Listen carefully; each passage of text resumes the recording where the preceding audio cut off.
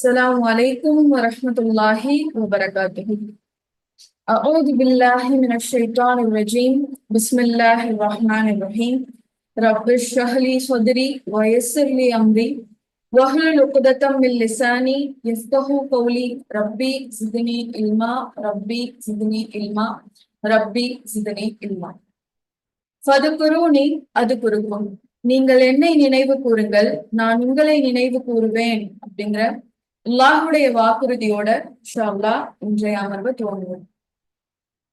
அல்லாஹ்வை நினைவு கூறுறது யாராக இருந்தாலும், அது ஒரு தனி மனிதரா, ஒரு தனியான ஒரு இடத்துல இருந்து, யாரும் இல்லாத அறையிலிருந்து நம்ம அல்லாஹ்வை நினைவு கூர்ந்துட்டு இருந்தாலும் சரி, ஒரு கூட்டமா 100 மனிதர்களுக்கு சேர்ந்து நம்ம அல்லாஹ்வை நினைவு கூர்ந்துட்டு இருந்தாலும் சரி, எந்த நிலையில நம்ம அல்லாஹ்வை நினைவு கூர்ந்தாலும் அல்லாஹ் நமக்கு கொடுக்கக்கூடிய வாக்குறுதி என்ன தெரியுமா?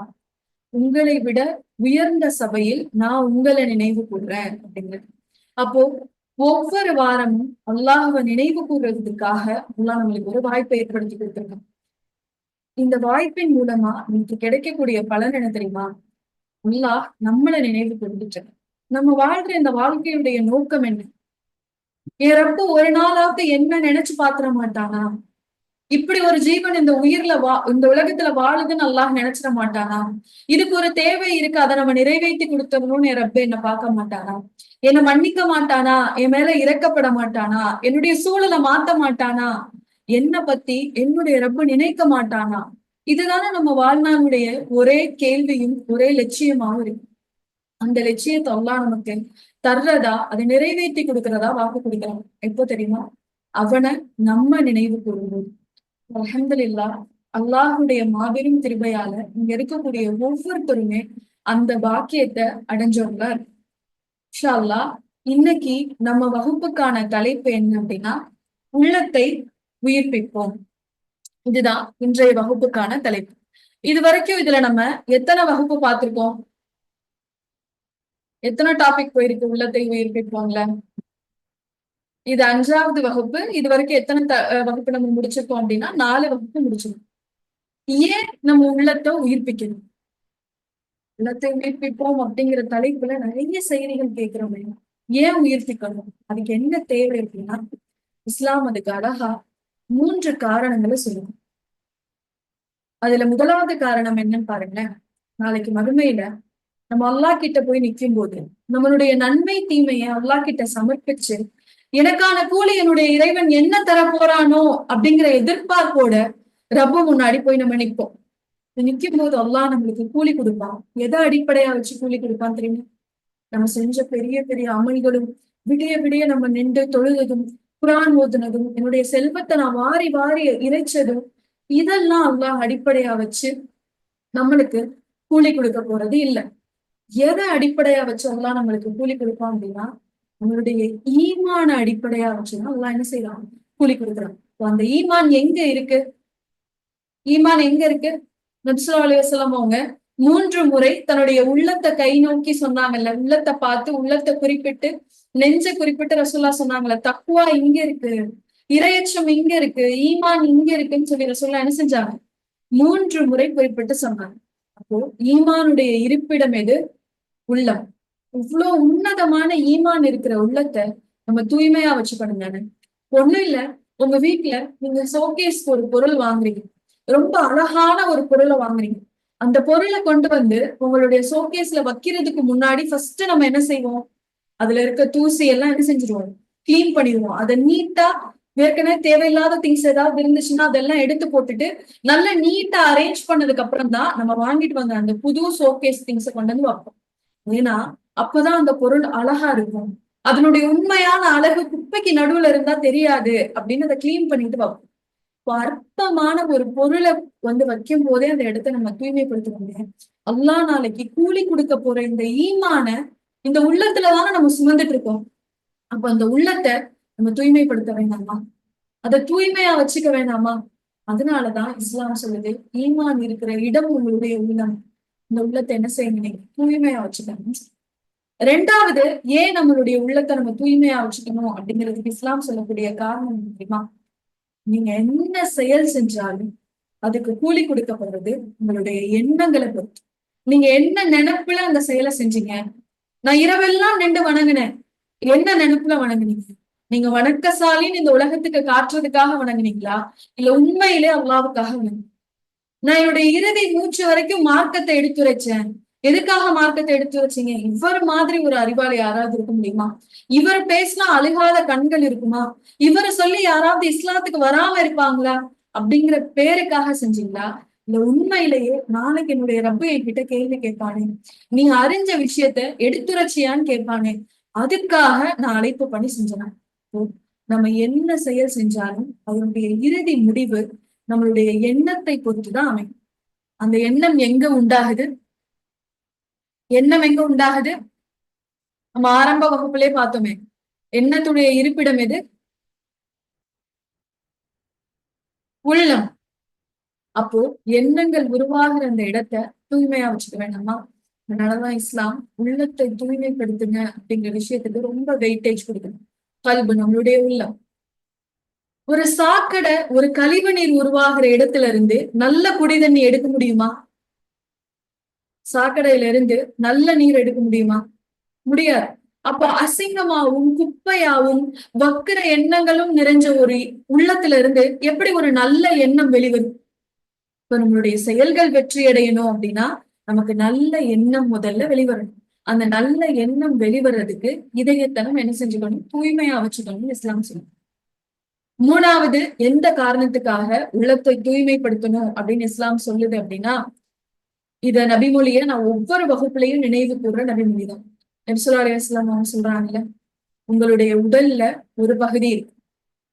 அந்த பகுதி சீரா இருந்ததுன்னா உங்களுடைய உடல் முழுக்க சீரா இருக்கும். அந்த ஒரு பகுதி கெட்டு போச்சு அப்படின்னா உங்களுடைய உடல் முழுக்க கெட்டு போயிடும். அந்த ஒரு பகுதி தான் உங்களுடைய கல்பு, உங்களுடைய இதயம், உங்களுடைய உள்ளம் அப்படின்னு சொல்றாங்க. அப்போ அது பிசிக்கலான இதயமா இருந்தாலும் சரி, ஸ்பிரிச்சுவலான இதயமா இருந்தாலும் சரி. பிசிக்கலானா வெளி தோற்றத்துல உள்ள ஒரு இதயமா இருந்தாலும் சரி, ஆன்மீகம் சார்ந்து நம்ம சொல்லக்கூடிய அந்த இதயமா இருந்தாலும் சரி, இது ரெண்டும் ஆரோக்கியமா இருந்தா மட்டும்தான் நம்மளுடைய உடல் முழுக்க ஆரோக்கியமா இருக்கும். ஒண்ணும் இல்லைங்க, நம்மளுடைய ஹார்ட் ஒழுங்கா பம்ப் ஆகல, அது வேலை செய்யல. அப்ப என்னன்னு நம்ம போய் ஆன்ஜியோ எல்லாம் பண்ணி பார்த்தா என்ன சொல்லுவாங்க? உங்களுடைய ஹார்ட்ல பிளாக் இருக்கு, அதுல இருக்க ரத்த நாளங்கள்ல எல்லாம் அடைப்பு இருக்கு. அந்த அடைப்பை நீங்க எடுத்து விட்டாதான் உங்களுடைய இதயம் என்ன செய்யும்? சீரா துடிக்கும் அப்படின்னு சொன்னதுக்கு அப்புறமும் யாராவது இல்ல வேண்டாம் பாத்துக்கலாம், அதெல்லாம் நான் எதுவும் செய்ய மாட்டேன், அதுவே சரியாயிரும் யாராவது சொல்லுவோமா? யாராவது சொல்லுவோமா? எவ்வளவு செலவானாலும் பரவாயில்ல, உடனே அந்த அடைப்பு எடுத்துருங்க, என்னுடைய உள்ளம் சீரா இயங்கணும் அப்படின்னு நம்ம சொல்லிடுவோம். பிசிக்கலா வெளியில ஒரு உள்ளத்துக்கு ஒரு பாதிப்பு வந்துருச்சு, இதயத்துக்கு ஒரு பாதிப்பு வந்துருச்சுன்னா அதை எந்த அளவு நம்ம கேர் பண்ணிக்கிறோம். அதே நேரம் ஸ்பிரிச்சுவலா, ஆன்மீக ரீதியா அல்லாஹ்வை நெருங்கக்கூடிய விஷயங்கள்ல நம்மளுடைய உள்ளத்தை சில அடைப்புகளால அடைச்சு வச்சிருக்கோமே, அதை எடுக்கிறதுக்கு நம்ம என்ன முயற்சி பண்றோம்? அந்த அடைப்பெல்லாம் எடுத்தாதானே நம்ம உள்ளம் திரும்ப உயிர் ஓட்டம் பெறும், நல்லா இயங்கும். எப்படி பிளாக் இல்லாத ஹார்ட் வந்து ஆக்டிவா இருக்கோ, அதே போலதான அடைப்பு இல்லாத ஆன்மீக இதயமும் உயிரோட்டமா துடிக்கும். உங்க அல்லாஹ் கிட்ட நெருங்க வைக்க அது முயற்சிக்கும். எந்தெந்த விஷயங்கள் எல்லாம் நம்மளுடைய இதயத்துக்கு அடைப்பை ஏற்படுத்துதுன்னு பாருங்க. பிசிக்கலா அடைப்பை ஏற்படுத்துறதுக்கு ஒரு சில விஷயங்கள் சொல்லுவாங்க தானே. ஒரு குறிப்பிட்ட வயசுக்கு மேல நம்ம மாஸ்டர் ஹெல்த் செக்அப் போயிட்டோம்னாலே சொல்லிடுவாங்க, நீங்க வந்து கொலஸ்ட்ரால் அதிகம் உள்ளது சாப்பிடாதீங்க, எண்ணெய் அதிகம் எடுத்துக்காதீங்க, ஏன்னா இது ஒரு வேளை உங்களுடைய இதயத்துல உங்களுடைய ரத்த நாளங்கள்ல அடைப்பு ஏற்படுத்தலாம் அப்படின்னு சொல்லுவாங்க. அப்போ ஆன்மீக ரீதியா, ஸ்பிரிச்சுவலா நம்மளுடைய உள்ளத்துக்கு எதெல்லாம் அடைப்பை ஏற்படுத்துது அப்படிங்கிறத நம்ம ஒவ்வொரு வகுப்புல பார்த்துக்கிட்டே வரும். அதுல 3 விஷயம் இது வரைக்கும் பார்த்திருக்கோம். என்ன பார்த்திருக்கோம்? பொறாமை அப்படிங்கிறது நம்மளுடைய இதயத்துல ஏற்படுத்த ஒரு அடைப்பு. அந்த அடைப்பை நம்ம சுத்தம் பண்ணா மட்டும்தான் நம்மளுடைய உள்ளம் உயிர் பெறும். 2வது, நம்ம பாவம் அங்கொன்னு இங்கொன்னுமா செய்யறோம்ல.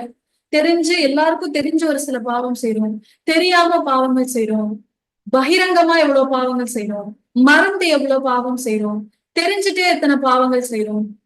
இப்ப விதவிதமா பாவங்கள் செஞ்சு அங்க நம்மளுடைய உள்ளத்துல அடைப்பை ஏற்படுத்தி வச்சிருக்கோங்க. அந்த அடைப்புகள் எடுக்கப்படும் போதுதான் நம்மளுடைய உள்ளம் சீரா இயங்க ஆரம்பிக்கும், உயிரோட்டமா இருக்கும் அப்படின்னு பார்த்தோம். 3வது, நேசம். தேவையில்லாத நேசங்களுக்கு உள்ளத்துல இடம் கொடுத்து பொருளுக்கும் மனிதர்களுக்கும் அற்பமான பிஹேவியர்ஸுக்கும் அவங்களுக்கு நம்ம அடிமையாயி அல்லாஹ்வுடைய நேசத்தை எங்கேயோ ஒரு ஓரத்துல உள்ளத்துல புதைச்சு வச்சிருக்கோமே. அப்படி புதைச்சு வச்சிருந்தா நம்மளுடைய உள்ளம் எப்படி உயிரோட்டமா இருக்கும்? இப்போ நேசத்தின் மூலமா நம்மளுடைய உள்ளத்துல ஏற்பட்டிருக்க அடைப்புகளை நம்ம எடுக்கும் போதுதான் நம்மளுடைய உள்ளம் என்ன ஆகும், உயிரோட்டமா ஆகும் அப்படிங்கிறத பார்த்தோம்.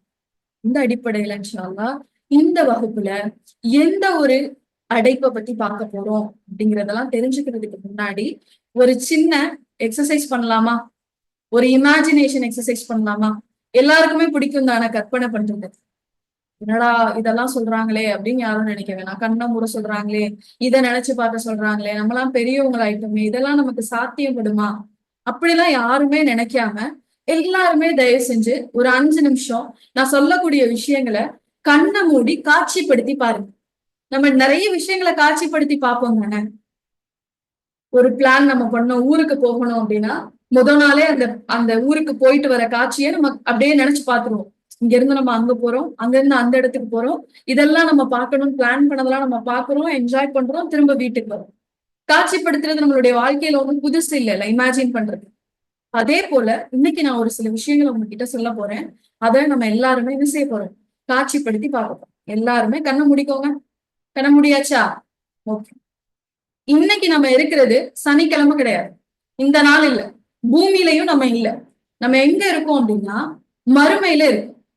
இப்ப எல்லாரும் நம்ம எங்க இருக்கோம், மறுமையில இருக்கோம். மறுமைய இப்ப காட்சிப்படுத்த ஆரம்பிக்கும். எவ்வளவு விஷயம் நம்ம மறுமையை பத்தி கேள்விப்பட்டிருப்போம். அது எவ்வளவு கொடூரமா இருக்கும், எவ்வளவு கடுமையா இருக்கும், எவ்வளவு கேள்விப்பட்டிருப்போம். இப்ப மறுமையில நான் நிக்கிறேன், நானும் நிக்கிறேன், நீங்களும் நிக்கிறீங்க. ஒவ்வொருத்தரும் உங்களுடைய இருப்பிடத்தை இமேஜின் பண்ணிக்கோங்க. எனக்கு முன்னாடி ஒரு 2-3 மனிதர்கள் தான் நிக்கிறாங்க. எதுக்காக அப்படின்னா அல்லாஹ் கிட்ட விசாரணைக்கு போய் சேர்றதுக்காக, என்னுடைய நன்மை தீமை அல்லாஹ் கிட்ட சமர்ப்பிச்சு என்ன நானே சரி பார்த்துக்கிறதுக்காக நான் லைன்ல நின்னுட்டு இருக்கேன். எனக்கு முன்னாடி இன்னும் 3 மனிதர்கள் தான் இருக்கு. அந்த 3 மனிதர்களுக்கு அப்புறம் இப்ப நான் என் ரப்ப சந்திக்கிறேன். என்னுடைய வலதுபுறம் பார்த்தா மகிழ்ச்சியா ஒரு சில மனிதர்கள் இருக்காங்க, சந்தோஷமா பேசிட்டு இருக்காங்க, முகம் முழுக்க சிரிப்பு. தன்னுடைய குடும்பத்தார ஓடி வந்து கட்டி அணைச்சு மகிழ்ச்சியை வெளிப்படுத்துறாங்க. காரணம், அவங்க விசாரணைக்கு அப்புறம் அவங்களுடைய பட்டோலே அவங்க வலது கையில கொடுக்கப்பட்டுருச்சு. என்னுடைய இடது பக்கம் திரும்பி பாக்குறேன். எல்லாரும் உங்களுடைய இடது பக்கம் பாருங்க. அங்க ஒரு சில மனிதர்கள் தன்னுடைய தலையில அடிச்சு அழுதுட்டு இருக்காங்க. ஏன்னா அவங்களுடைய இடது கைகள்ல அவங்களுடைய பட்டோலே கொடுக்கப்பட்டு. ஒரு சில மனிதரை நான் பாக்குறேன் அந்த மறுமை நாள்ல, மணக்குமார்கள் அவங்களுக்கு தண்டனை கொடுத்துட்டு இருக்காங்க. அவங்களை இழுத்துட்டு வந்துட்டு இருக்காங்க, முகங்களால நடந்து வந்துட்டு இருக்காங்க, கருகி போன முகங்களோட இருக்காங்க. ஒரு சில மனிதர்களை நான் பாக்குறேன் உண்மையில, அவங்க பக்கத்துல மலக்குமார்கள் நின்று ஆறுதல் சொல்லிட்டு இருக்காங்க. ஒன்றும் பயப்படாதீங்க, இந்த நாள்ல உங்களுக்கு எதுவுமே நடக்காது, நீங்க பூமியிலேயே எல்லாமே கரெக்டா செஞ்சுட்டீங்க, அல்லாஹ்வுக்கு பிடிச்ச மாதிரி வாழ்ந்துட்டீங்க, உங்களுக்கு இந்த நாள்ல பயம் வேண்டாம் அப்படின்னு ஆறுதல் படுத்திட்டு இருக்காங்க. ரொம்ப அகோரமான காட்சிகளையும் என்னால பார்க்க முடியுது, ரொம்ப மன நிம்மதியான காட்சிகளையும் பார்க்க முடியுது. இப்போ எனக்கு முன்னாடி 3 நபர்கள் இருந்தாங்க இல்லையா, அதுல இப்போ 2 பேர் போயிட்டாங்க. இப்ப ஒருத்தர் தான் இருக்காரு. அவருக்கான விசாரணை நடந்துட்டு இருக்கு. அவருடைய உரையாடலை இப்ப நான் கேட்டுட்டு இருக்கேன். அவர்கிட்ட கேள்விகள் கடுமையா கேட்கப்படுது. இதை ஏன் செஞ்ச, இதை நீ எதுக்காக செஞ்ச, என்னுடைய நினைவூட்டல் உனக்கு வரலையா, எனக்கு பிடிக்காதுன்னு இது உனக்கு தெரியாதா, என்னுடைய கோபத்தை வந்து உனக்கு பெற்றுக் கொடுக்கும் அப்படின்னு உனக்கு தெரியாதா, தெரிஞ்சும் நீ ஏன் இந்த செயலை செஞ்ச அப்படிங்கிற சத்தம் கேக்குது. ஏன் உன்னுடைய தொழுகையை நீ சரியா பேணல அப்படிங்கிற சத்தம் கேக்குது. ஏன் நீ சரிவர சதக்காவையும் ஜக்காத்தையும் கொடுக்கலன்னு கேக்குது. ஏன் நீ உறவுகளை பேணி வாழல.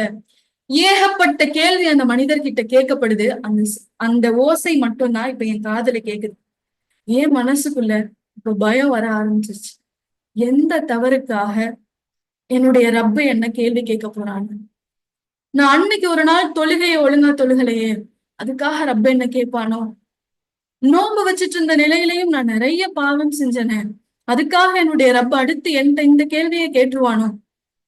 அல்லாஹ்வுக்கு பிடிக்காதுன்னு தெரிஞ்சே நான் நிறைய பாவங்கள் செஞ்சனே, இதெல்லாம் அல்லாஹ் என்கிட்ட கேட்டுருவானோ. என் பெற்றோரை ஒரு நாளும் நான் கண்ணியப்படுத்தலையே, இதுக்காக என் ரப்ப என்ன கேள்வி கேட்டுருவானோ அப்படிங்கிற பயத்திலையும் பீதியிலையும் நான் அப்ப நின்றுட்டு இருக்கேன். ஒவ்வொருத்தரும் இந்த பதட்டத்துல நிக்கணும். என்ன ஆகுது, நமக்கு முன்னாடி இருந்த நபருடைய விசாரணை முடிஞ்சு அவர் போறாரு. இப்ப நம்ம அல்லாஹ் முன்னாடி போய் நிக்கிறோம். அல்லாஹ் நம்மளுடைய நன்மை தீமைக்கான ஏடை நம்ம கையில கொடுக்குறான், சரிபார்க்க சொல்லி சொல்றான். இப்போ அந்த புத்தகத்தை நம்ம ஒவ்வொரு பக்கமா திருப்பி பார்த்துட்டு அப்படியே காட்சிப்படுத்திட்டே வாங்க. ஒவ்வொரு பக்கமா நான் திருப்பி பார்க்கிறேன். என்னுடைய குழந்தை பருவத்தை நான் பாக்குறேன், என்னுடைய வாலிபத்தை பாக்குறேன், என்னுடைய திருமண வாழ்க்கையை பாக்குறேன், என்னுடைய முதுமையை பாக்குறேன், என்னுடைய மரண தருவாய் வரைக்கும் என் வாழ்நாளை நான் திருப்பி பார்க்கிறேன். திருப்பி பார்த்தா அல்லாஹுவை திருப்திப்படுத்துறதுக்காக நான் செஞ்ச அமல்களை விட என்ன நானே திருப்திப்படுத்திக்கிறதுக்காக செஞ்ச அமல்கள் தான் நிறைய இருக்கு. அல்லாஹுடைய கோபத்தை பெற்று தரக்கூடிய அமல்கள் தான் என்னுடைய புத்தகம் முழுக்க நிரம்பி இருக்கு. இப்போ நான் பயத்தோட கலக்கத்தோட அல்லாவை பாக்குறேன். ஆனா அல்லாஹ் என்ன பார்த்து ஒரு சிரிப்பு ஒண்ணு சிரிக்கிறான். சிரிச்சுட்டு அல்லாஹ் சொல்றான், உன்னை மன்னிச்சிட்டேன் போ, உன்னை மன்னிச்சிட்டேன் போ. ஒவ்வொருத்தருக்கும் ஒவ்வொரு காரணம் அல்லாஹ் சொல்லி நம்மளை மன்னிக்கிறான். மன்னிச்சிட்டேன் போ. அன்னைக்கு நீ இரையச்சத்தோட ஒரு தொழுகை தெரியுமா? எனக்காக வேண்டி மட்டும் ஒரு தொழுகை தெரியுமா? ஒரு நாள் இரவெல்லாம் நீ என்கிட்ட கண் விழிச்சு மன்னிப்பு கேட்ட தெரியுமா? என்னை மன்னிச்சிரு ரப்பே, நான் நிறைய பாவம் செஞ்சுட்டேன், நீ மன்னிப்பு கேட்ட தெரியுமா? ரமணானுடைய ஒவ்வொரு இரவுலையும் நீ கண்ணீர் சிந்தின தெரியுமா? எனக்காக மட்டும், என்னுடைய பொருத்தத்தை பெறணுங்கிறதுக்காக மட்டும் நீ சதக்கா செஞ்ச தெரியுமா அப்படின்னு ஒவ்வொரு காரணங்களை சொல்லி அல்லாஹ் நம்மள சொல்றான், மன்னிச்சிட்டேன் போ, சொர்க்கத்துக்கு போ அப்படின்னு சொல்லி. இதுலயும் இன்னும் ஒரு சில மனிதர்களுக்கு எல்லாம் மன்னிப்பு கொடுக்கறதுக்கு ஒரு அழகான காரணம் சொல்றான் பாருங்க. பூமியிலேயே நீ நிறைய அனுபவிச்சிட்ட, உனக்கான தண்டனைகளை நான் பூமியிலேயே நான் நிறைய கொடுத்துட்டேன், உன்னை சொர்க்கத்துக்கு அனுப்புறதுக்காக உனக்கு நான் நிறைய சோதனைகளை கொடுத்துட்டேன். எந்த சோதனையெல்லாம் பூமியில நமக்கு கடுமையா இருக்குன்னு நினைச்சோமோ, மனசுக்கு நெருக்கடியை தருதுன்னு நினைச்சோமோ, நமக்கு நிம்மதியை கொடுக்கல, நம்மளுடைய தூக்கத்தை கலைக்குதுன்னு நினைச்சோமோ, எந்த கண்ணிய இழிவு எல்லாமே நம்மளுக்கு கஷ்டம்னு நினைச்சோமோ, அந்த இழிவின் காரணமா அல்லாஹ் சொல்றான், நிறைய பூமியிலேயே நீ அனுபவிச்சுட்ட, பூமியிலேயே நீ நிம்மதி இல்லாம நிறைய நாள் வாழ்ந்துட்ட, அதெல்லாம் நீ எனக்காக பொறுத்துக்கிட்ட, பதட்டத்தோடையும் கஷ்டத்தோடையுமே நீ பூமியில இருந்துட்ட, எனக்காக இதை பொறுத்துக்கிட்ட காரணத்துக்காக நீ இப்ப சொர்க்கத்துக்கு போன அல்லாஹ் சொல்லிடுறான். அல்லாஹை திருப்திப்படுத்துறதுக்காக நான் செஞ்ச ஏதோ ஒரு விஷயம் அல்லாஹ் என்னை பார்த்து சிரிக்க வச்சிருச்சு, என் ரப்ப என்னை பார்த்து சிரிக்கிறான், சிரிச்சுட்டு என்னை இப்ப சொர்க்கத்துக்குள்ள போக சொல்றான். நான் சந்தோஷமா போறேன். சொர்க்கத்துடைய காவலாளிகள் சிரிச்சு முகத்தோட கதவை திறந்து என்னை உள்ள அனுப்புறாங்க. நான் சொர்க்கத்துக்குள்ள போறேன். இந்த விஷயத்த நீங்க காட்சிப்படுத்தி பாருங்க. எப்படியெல்லாம் இப்ப நான் அந்த சொர்க்கத்துக்குள்ள போவேன் அப்படிங்கிறத காட்சிப்படுத்தி பாருங்க. இன்ஷா அல்லாஹ் இதே போல அல்லாஹ்ல சொர்க்கத்துக்குள்ள நுழையக்கூடிய வாய்ப்பை அனுபவிக்கக்கூடிய மக்களா ஆகணும். இப்ப கண்களை திறந்துக்கோங்க. நீங்க சொர்க்கத்துக்குள்ள போகும்போது எந்த நிலையில போனீங்க? ஒரு பெரிய ஒரு நிகழ்வை நம்ம இப்ப என்ன செஞ்சோம், காட்சிப்படுத்தி பார்த்துட்டோம். அல்லாஹ் என்ன சொர்க்கத்துக்குள்ள போன்னு சொல்லிட்டோம். இப்ப நான் எந்த நிலையில சொர்க்கத்துக்குள்ள போனேன்? யாராவது ஷேர் பண்றீங்களா? சாட்ல போடுறீங்களா எப்படி சொர்க்கத்துக்குள்ள போனீங்கிறது?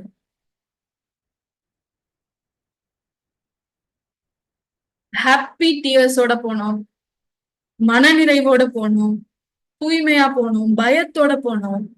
வேற எப்படிலாம் சொர்க்கத்துக்குள்ள போனீங்க? ஆனந்த கண்ணீரோட போனோம். யாரெல்லாம் சிரிச்சீங்க இதை கற்பனை பண்ணி பார்க்கும்போது? சொர்க்க கதவை திறந்து அல்லாஹ் நீ சொர்க்கத்துக்குள்ள போன்னு சொன்ன உடனே சிரிச்ச முகத்தோட மலக்குமார்கள் நம்மளை வரவேற்கும் போது யாருக்கெல்லாம் சொல்ல வார்த்தை இல்ல, ஓகே, யாரெல்லாம் சிரிச்சுட்டே போனீங்க? இப்போ நிறைய பேர் சிரிச்சிருக்கீங்க. ஓகே, சிரிச்சிருக்கீங்க. இமேஜின் பண்ணும் போதே நம்மளுக்கு என்ன வந்துச்சு? அந்த சந்தோஷ முகத்துல வந்தது, நம்ம சிரிக்க ஆரம்பிச்சோம். நம்ம எல்லாருக்குமே சிரிப்பு பிடிக்கும் தானே? எல்லாருக்குமே சிரிப்பு பிடிக்கும் தானே? சிரிப்பு பிடிக்காத ஆட்கள் யாராவது இருப்பாங்களா? சிரிப்பு பிடிக்காத ஆட்கள் யாராவது இருப்பாங்களா? யாருமே இருக்க மாட்டாங்க. இன்னைக்கு கிளாஸ்க்கு வர்றப்போ யாராவது சிரிச்சுட்டு ஹாப்பியா வந்து உட்கார்ந்தீங்களா?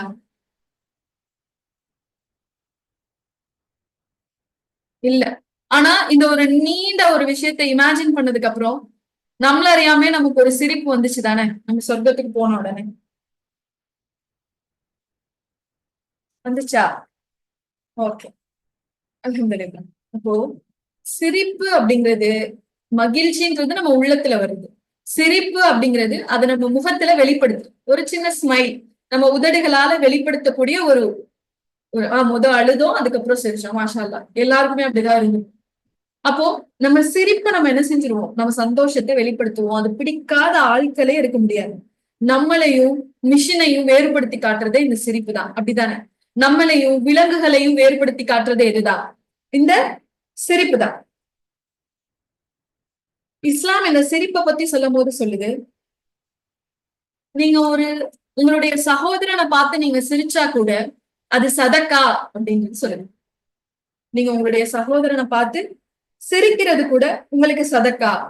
இந்த சிரிப்பு வராததுக்காக எவ்வளவு பேரு தெரப்பி போறாங்க தெரியுமா? லாஃபிங் தெரப்பின்னு ஒண்ணு பண்றாங்க தெரியுமா? ஏன்? நம்ம மகிழ்ச்சியா இருக்க நம்மளுடைய உதடுகளை அசைச்சு நம்ம சிரிக்கும் போது மூளைக்கு ஒரு சிக்னல் போகுது, நம்ம ஹாப்பியா இருக்கும் அப்படின்னு. அப்ப அது ஒரு நல்ல ஒரு ஃபீல் குட் ஹார்மோனை வெளிப்படுத்துது. அதனாலதான் லாஃபிங் தெரப்பி எல்லாம் பண்ண சொல்றாங்க. எந்த ஜோக்கும் எதுவுமே நடந்திருக்காது, ஆனாலும் என்ன செய்வாங்க, ஹஹா ஹஹா அப்படின்னு சொல்லி சிரிக்கிறது, வாயை திறந்து சிரிக்கிறது. அப்படி சிரிக்கும் போது அந்த தசைகள் அசையும் போது நம்மளோட மூளைக்கு என்ன சிக்னல் போகுமா, இவங்க சந்தோஷமா இருக்காங்க போல. அப்ப நல்ல ஃபீல் குட் ஹார்மோன்ஸ் என்ன செய்யும், சுரக்கும் அப்படின்னு சொல்லி விஞ்ஞானம் சொல்லுது. அதனால சிரிக்கிறதுக்கு நிறைய தெரப்பி இருக்கு, நிறைய எக்ஸசைஸ் பண்றாங்க. நம்மளுக்கும் சிரிக்கிறது ரொம்ப பிடிக்குது. இஸ்லாமும் சிரிக்கிறத ஒரு சதக்கான்னு சொல்லுது. உங்களுடைய சகோதரனை பார்த்து நீங்க லைட்டா ஸ்மைல் பண்ணா கூட அல்லாஹ் அதை ஒரு சதக்கால எழுதுறான் அப்படின்னு சொல்லி சொல்லுது. இந்த சிரிப்பு அதிகமானா என்ன ஆகும் தெரியுமா? இந்த சிரிப்பு அதிகமானா என்ன ஆகும் தெரியுமா? சிரிப்பு அதிகமாகும் போது அது நம்மளுடைய உள்ளத்தை கொன்றும் அப்படின்னு சொல்றாங்க. உங்களுடைய உள்ளத்தை மரணிக்க வச்சிரும்னு சொல்றாங்க.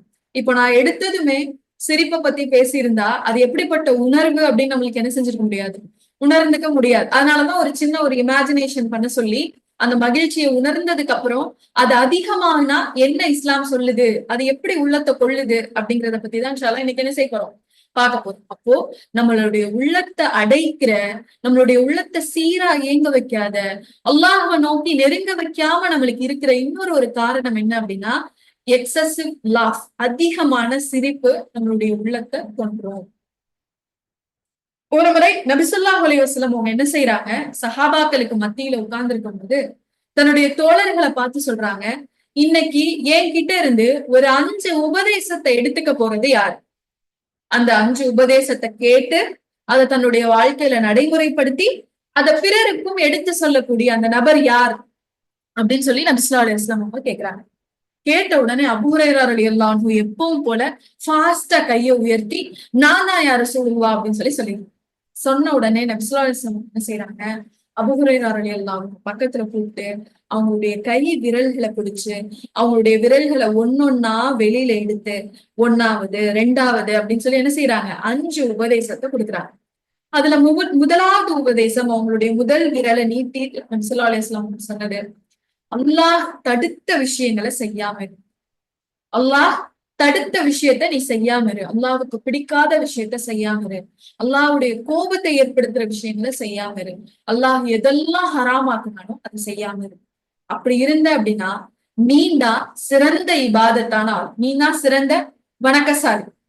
2வது விரலை எடுத்து விட்டுட்டு ரசூலுல்லாஹ் சொல்றாங்க, தன்னிறைவு பெற்ற மனிதனா இரு. அல்லாஹ் உனக்கு எதை வழங்கினாலும் அந்த விஷயத்துல திருப்தி பெற்ற மனிதனா இரு. நீ திருப்தியோட இருந்துட்டேன்னு வச்சுக்கோவேன், நீதான் இந்த உலகத்திலேயே சிறந்த செல்வந்தன் ரசூலுல்லாஹ் சொல்றாங்க. 3வது ரசூலுல்லாஹ் சொல்றாங்க, அண்டை வீட்டாரிடம் நீ நல்ல முறையில நடந்து, அண்டை வீட்டாரிடம் நல்ல விதத்துல நடந்துக்கும். அப்படி நடந்துக்கிட்டேன்னு வச்சுக்கோவேன், உண்மையான இறை நம்பிக்கையாளர் நீதான். அல்லாஹ் விரும்புற உண்மையான இறை நம்பிக்கையாளர் நீதான் அப்படின்னு சொல்லி சொன்னாங்க. 4வது விரலை எடுத்துட்டு ரசூலுல்லாஹ் சொல்றாங்க, உனக்கு நீ எதை விரும்புறியோ அது போலவே உன்னுடைய சகோதரனுக்கும் விரும்பு. உனக்கு நீ எந்த விஷயத்த விரும்பி செய்வியோ, உனக்கு எந்த பொருள் பிடிக்குமோ, உனக்கு எந்த உணவு பிடிக்குமோ, உனக்கு எந்த விஷயம் பிடிக்குமோ, எதை சொன்னா உனக்கு விருப்பமா இருக்குமோ அதையே நீ பிறருக்கும் சொல்லு, பிறருக்கும் செய், பிறருக்கும் கொடு. அப்படி நீ இருந்துட்டேன்னு வச்சுக்கோவேன், நீ தான் சிறந்த முஸ்லிம், அஃப்லல், நீ தான் சிறந்தவன்னு சொல்லிட்டு அஞ்சாவது உபதேசம் நபி ஸல்லல்லாஹு அலைஹி வஸல்லம் சொல்றாங்க, அதிகமா சிரிக்காத, அதிகமா சிரிக்காத. அதிகமா சிரிச்ச அப்படின்னா உன்னுடைய உள்ளம் செத்துரும், உன்னுடைய உள்ளம் இறந்துடும். எக்ஸசிவ் லாஃப் வந்து நம்மளுடைய உள்ளத்தை கொன்றும் அப்படின்னு சொல்லி ரசூலுல்லாஹ் சொல்றாங்க. அதிகம் சிரிக்காத, அது உன்னுடைய உள்ளத்தை கொன்றும் அப்படின்னு சொல்லி சொல்றாங்க. இப்போ இதை கேட்கும் போது நமக்கு தோணலாம் தானே, இஸ்லாம் இவ்வளோ கடுமையான மார்க்கமா, அவ்வளோ கடுமையான மார்க்கமா, சிரிக்கிறது ஒரு தவறா, சிரிக்கிறதால இதயம் இறந்து போயிருமா, அவ்வளோ கடுமையான மார்க்கமா அப்படின்னா இல்ல. இஸ்லாம் ரொம்ப அழகான மார்க்கம், எல்லாரும் பின்பற்றக்கூடிய எளிமையான மார்க்கம். இந்த மார்க்கத்துடைய முன்மாதிரி யாரு? இஸ்லாமிய மார்க்கத்துல நம்ம ஃபாலோ பண்ண வேண்டிய ரோல் மாடல் யாரு? நபி ஸல்லல்லாஹு அலைஹி வஸல்லம். வந்த நபி ஸல்லல்லாஹு அலைஹி வஸல்லம் அவங்கள பார்த்து அப்துல்லா இப்னு ஹாரிஸ் ரலியல்லாஹு அன்ஹு சொல்றாங்க, நான் இது வரைக்கும் சந்திச்சதிலேயே அதிகம் சிரிச்சு சந்தோஷமா இருக்கக்கூடிய மனிதர் யார் தெரியுமா? நபி ஸல்லல்லாஹு அலைஹி வஸல்லம் அவங்க. அதிகம் சிரிச்சா உன்னுடைய இதயம் இறந்துரும் உபதேசம் சொன்ன ரசூல்லா தான் எப்பயுமே தன்னுடைய முகத்துல சிரிப்பை வெளிப்படுத்தக்கூடியவங்களாவே இருந்திருக்காங்க. அதிகம் சந்தோஷமா இருந்திருக்காங்க. நபி ஸல்லல்லாஹு அலைஹி வஸல்லம் அவங்களுடைய மனைவிமார்கள் சொல்லும் போது சொல்றாங்க, என்னுடைய கணவர் வீடுகள்ல இருக்கும்போது நபி ஸல்லல்லாஹு அலைஹி வஸல்லம் அவங்க எங்க வீட்டுல இருக்கும்போது எங்க கிட்ட அதிகமா சிரிப்பாங்க. இன்னைக்கு நம்மள யாராவது அப்படி சொல்ல முடியுமா? நம்மளுடைய கணவரும் நம்மளை பார்த்து அப்படி சொல்ல முடியாது, நம்மளும் நம்மளுடைய கணவரை பார்த்து சொல்ல முடியாது. எப்பயும் சிரிச்சுட்டே இருப்பாங்க, நம்மளை பார்த்து சொல்ல முடியுமா? வீட்டுக்குள்ள வந்துட்டாலே ஏதாவது முகத்தை காமிச்சுட்டே இருக்காங்க, நம்மளை பத்தி அவங்களும் சொல்லுவாங்க, அவங்கள பத்தி நம்மளும் அததான் பல நேரங்கள்ல அபிப்பிராயமா வச்சிருக்கோம். ரசுல்லாவை பத்தி அவங்களுடைய மனைவிகள் சொல்லும்போது சொல்றாங்க, ரசுல்லா வீடுகள்ல இருக்கும்போது எங்க கிட்ட சிரிப்போடவும் மகிழ்ச்சியோடவும் இருப்பாங்க. இஸ்லாம் சிரிப்பை என்ன செய்யல, தடை சொல்லல, தவறாகவும் சொல்லல.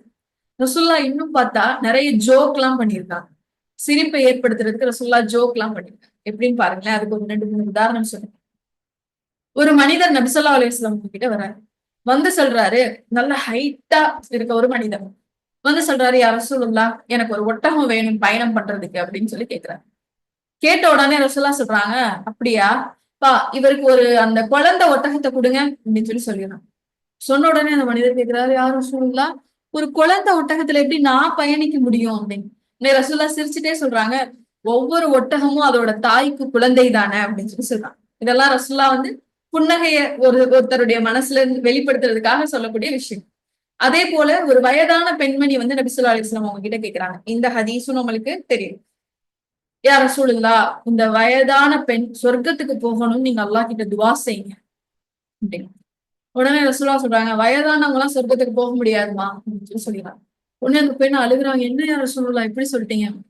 ரசூலுல்லாஹ் சொல்றாங்க, யாருமே வயதான தோற்றத்துல போக மாட்டாங்க, எல்லாருமே ஒரு நடுத்தர வயதுலதான் சொர்க்கத்துக்குள்ள போவாங்க அப்படின்னு சொல்லிட்டு சிரிக்கிறாங்க. அந்த பெண்ணும் சிரிக்கிறாங்க. இப்ப இதெல்லாம் நபி ஸல்லல்லாஹு அலைஹி வஸல்லம் அவங்க தன்னுடைய மகிழ்ச்சிய இல்ல சந்தோஷத்தை ஜோக் பண்ண அவங்க ஹியூமரா இருந்த ஒரு சில நிகழ்வு. நபி ஸல்லல்லாஹு அலைஹி வஸல்லம் அவங்க மட்டும் இல்ல, சஹாபாக்களும் இப்படி நிறைய மகிழ்ச்சிகளை, மகிழ்ச்சிக்குரிய வார்த்தைகளை, நம்ம சொல்றோம்ல நம்ம ஜோக் பண்றது இல்ல கலாய்க்கிற மாதிரியான வார்த்தைகளை அவங்களும் பயன்படுத்தியிருக்காங்க. ஒரு நாள் என்ன செய்யறாங்க, அலி ரலியல்லாஹு அன்ஹு என்ன செய்யறாங்க, உட்கார்ந்து பேரிச்சம்பழம் சாப்பிட்டுட்டு இருக்காங்க. எல்லா சஹாபாக்களும் உட்கார்ந்து இருக்காங்க. பேரிச்சம்பழ குவியல்கள் வைக்கப்படுது, அதுல இருந்து பேரிச்சம்பழத்தை சாப்பிட்டு இருக்காங்க. இப்ப 2 சஹாபி என்ன பண்றாங்க, அலி ரலியல்லாஹு அன்ஹு கேலி பண்றதுக்காக அவங்க சாப்பிடுறாங்க பேரிச்சம்பழத்தை, கொட்டைய அலி ரலியல்லாஹு அன்ஹு கொட்டை வச்சிருக்க இடத்துல வச்சிருக்காங்க. பார்த்தா அலி ரலியல்லாஹு அன்ஹு சாப்பிட்ட பேரிச்சம்பழத்துடைய அளவு அதிகமா இருக்கு.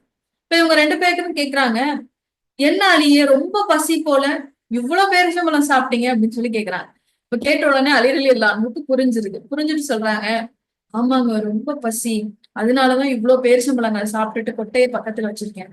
என்னை விட நீங்க 2 பேரும் ரொம்ப பசியா இருந்திருப்பீங்க போலயே, கொட்டையோடய பேரிச்சம்பழத்தை முழுங்கிட்டீங்க போல, உங்க பக்கத்துல ஒரு பேரித்த கொட்டைகளை கூட காணோம்னு கேக்குறாங்க. அப்ப இப்படிலாம் இஸ்லாம் என்ன செஞ்சிருக்கு, மகிழ்ச்சிக்குரிய வார்த்தைகளை பயன்படுத்தியிருக்கு, மகிழ்ச்சியா பேசியிருக்காங்க, சிரிப்பு வர வைக்கக்கூடிய வார்த்தைகளை பேசியிருக்காங்க. அப்போ சிரிப்பதற்கு இஸ்லாம் ஒரு நாளும் தடை சொல்லல. ஆஹ் எதை தடை சொல்லுது தெரியுமா? அதிகமா சிரிக்கிறதா இஸ்லாம் தடைன்னு சொல்லுது. எந்த ஒரு விஷயத்தையுமே இஸ்லாம் அதிகத்துக்கு போகும்போது அது தடை, தவறு, ஹராம்னு சொல்லி நம்ம நிப்பாட்டு. இபாதத்தா இருந்தா கூட ஒரு 3 பேர் ரசூலுல்லாஹ் கிட்ட வந்து சொல்றாங்கல்ல, யா ரசூலுல்லாஹ், நான் இன்னையில இருந்து நோன்பு விடாம நோன்பு வைப்பேன், நான் இரவெல்லாம் நின்று தூங்காம தொழுக போறேன், நான் திருமணமே பண்ணிக்காம இருக்க போறேன் அப்படின்னு.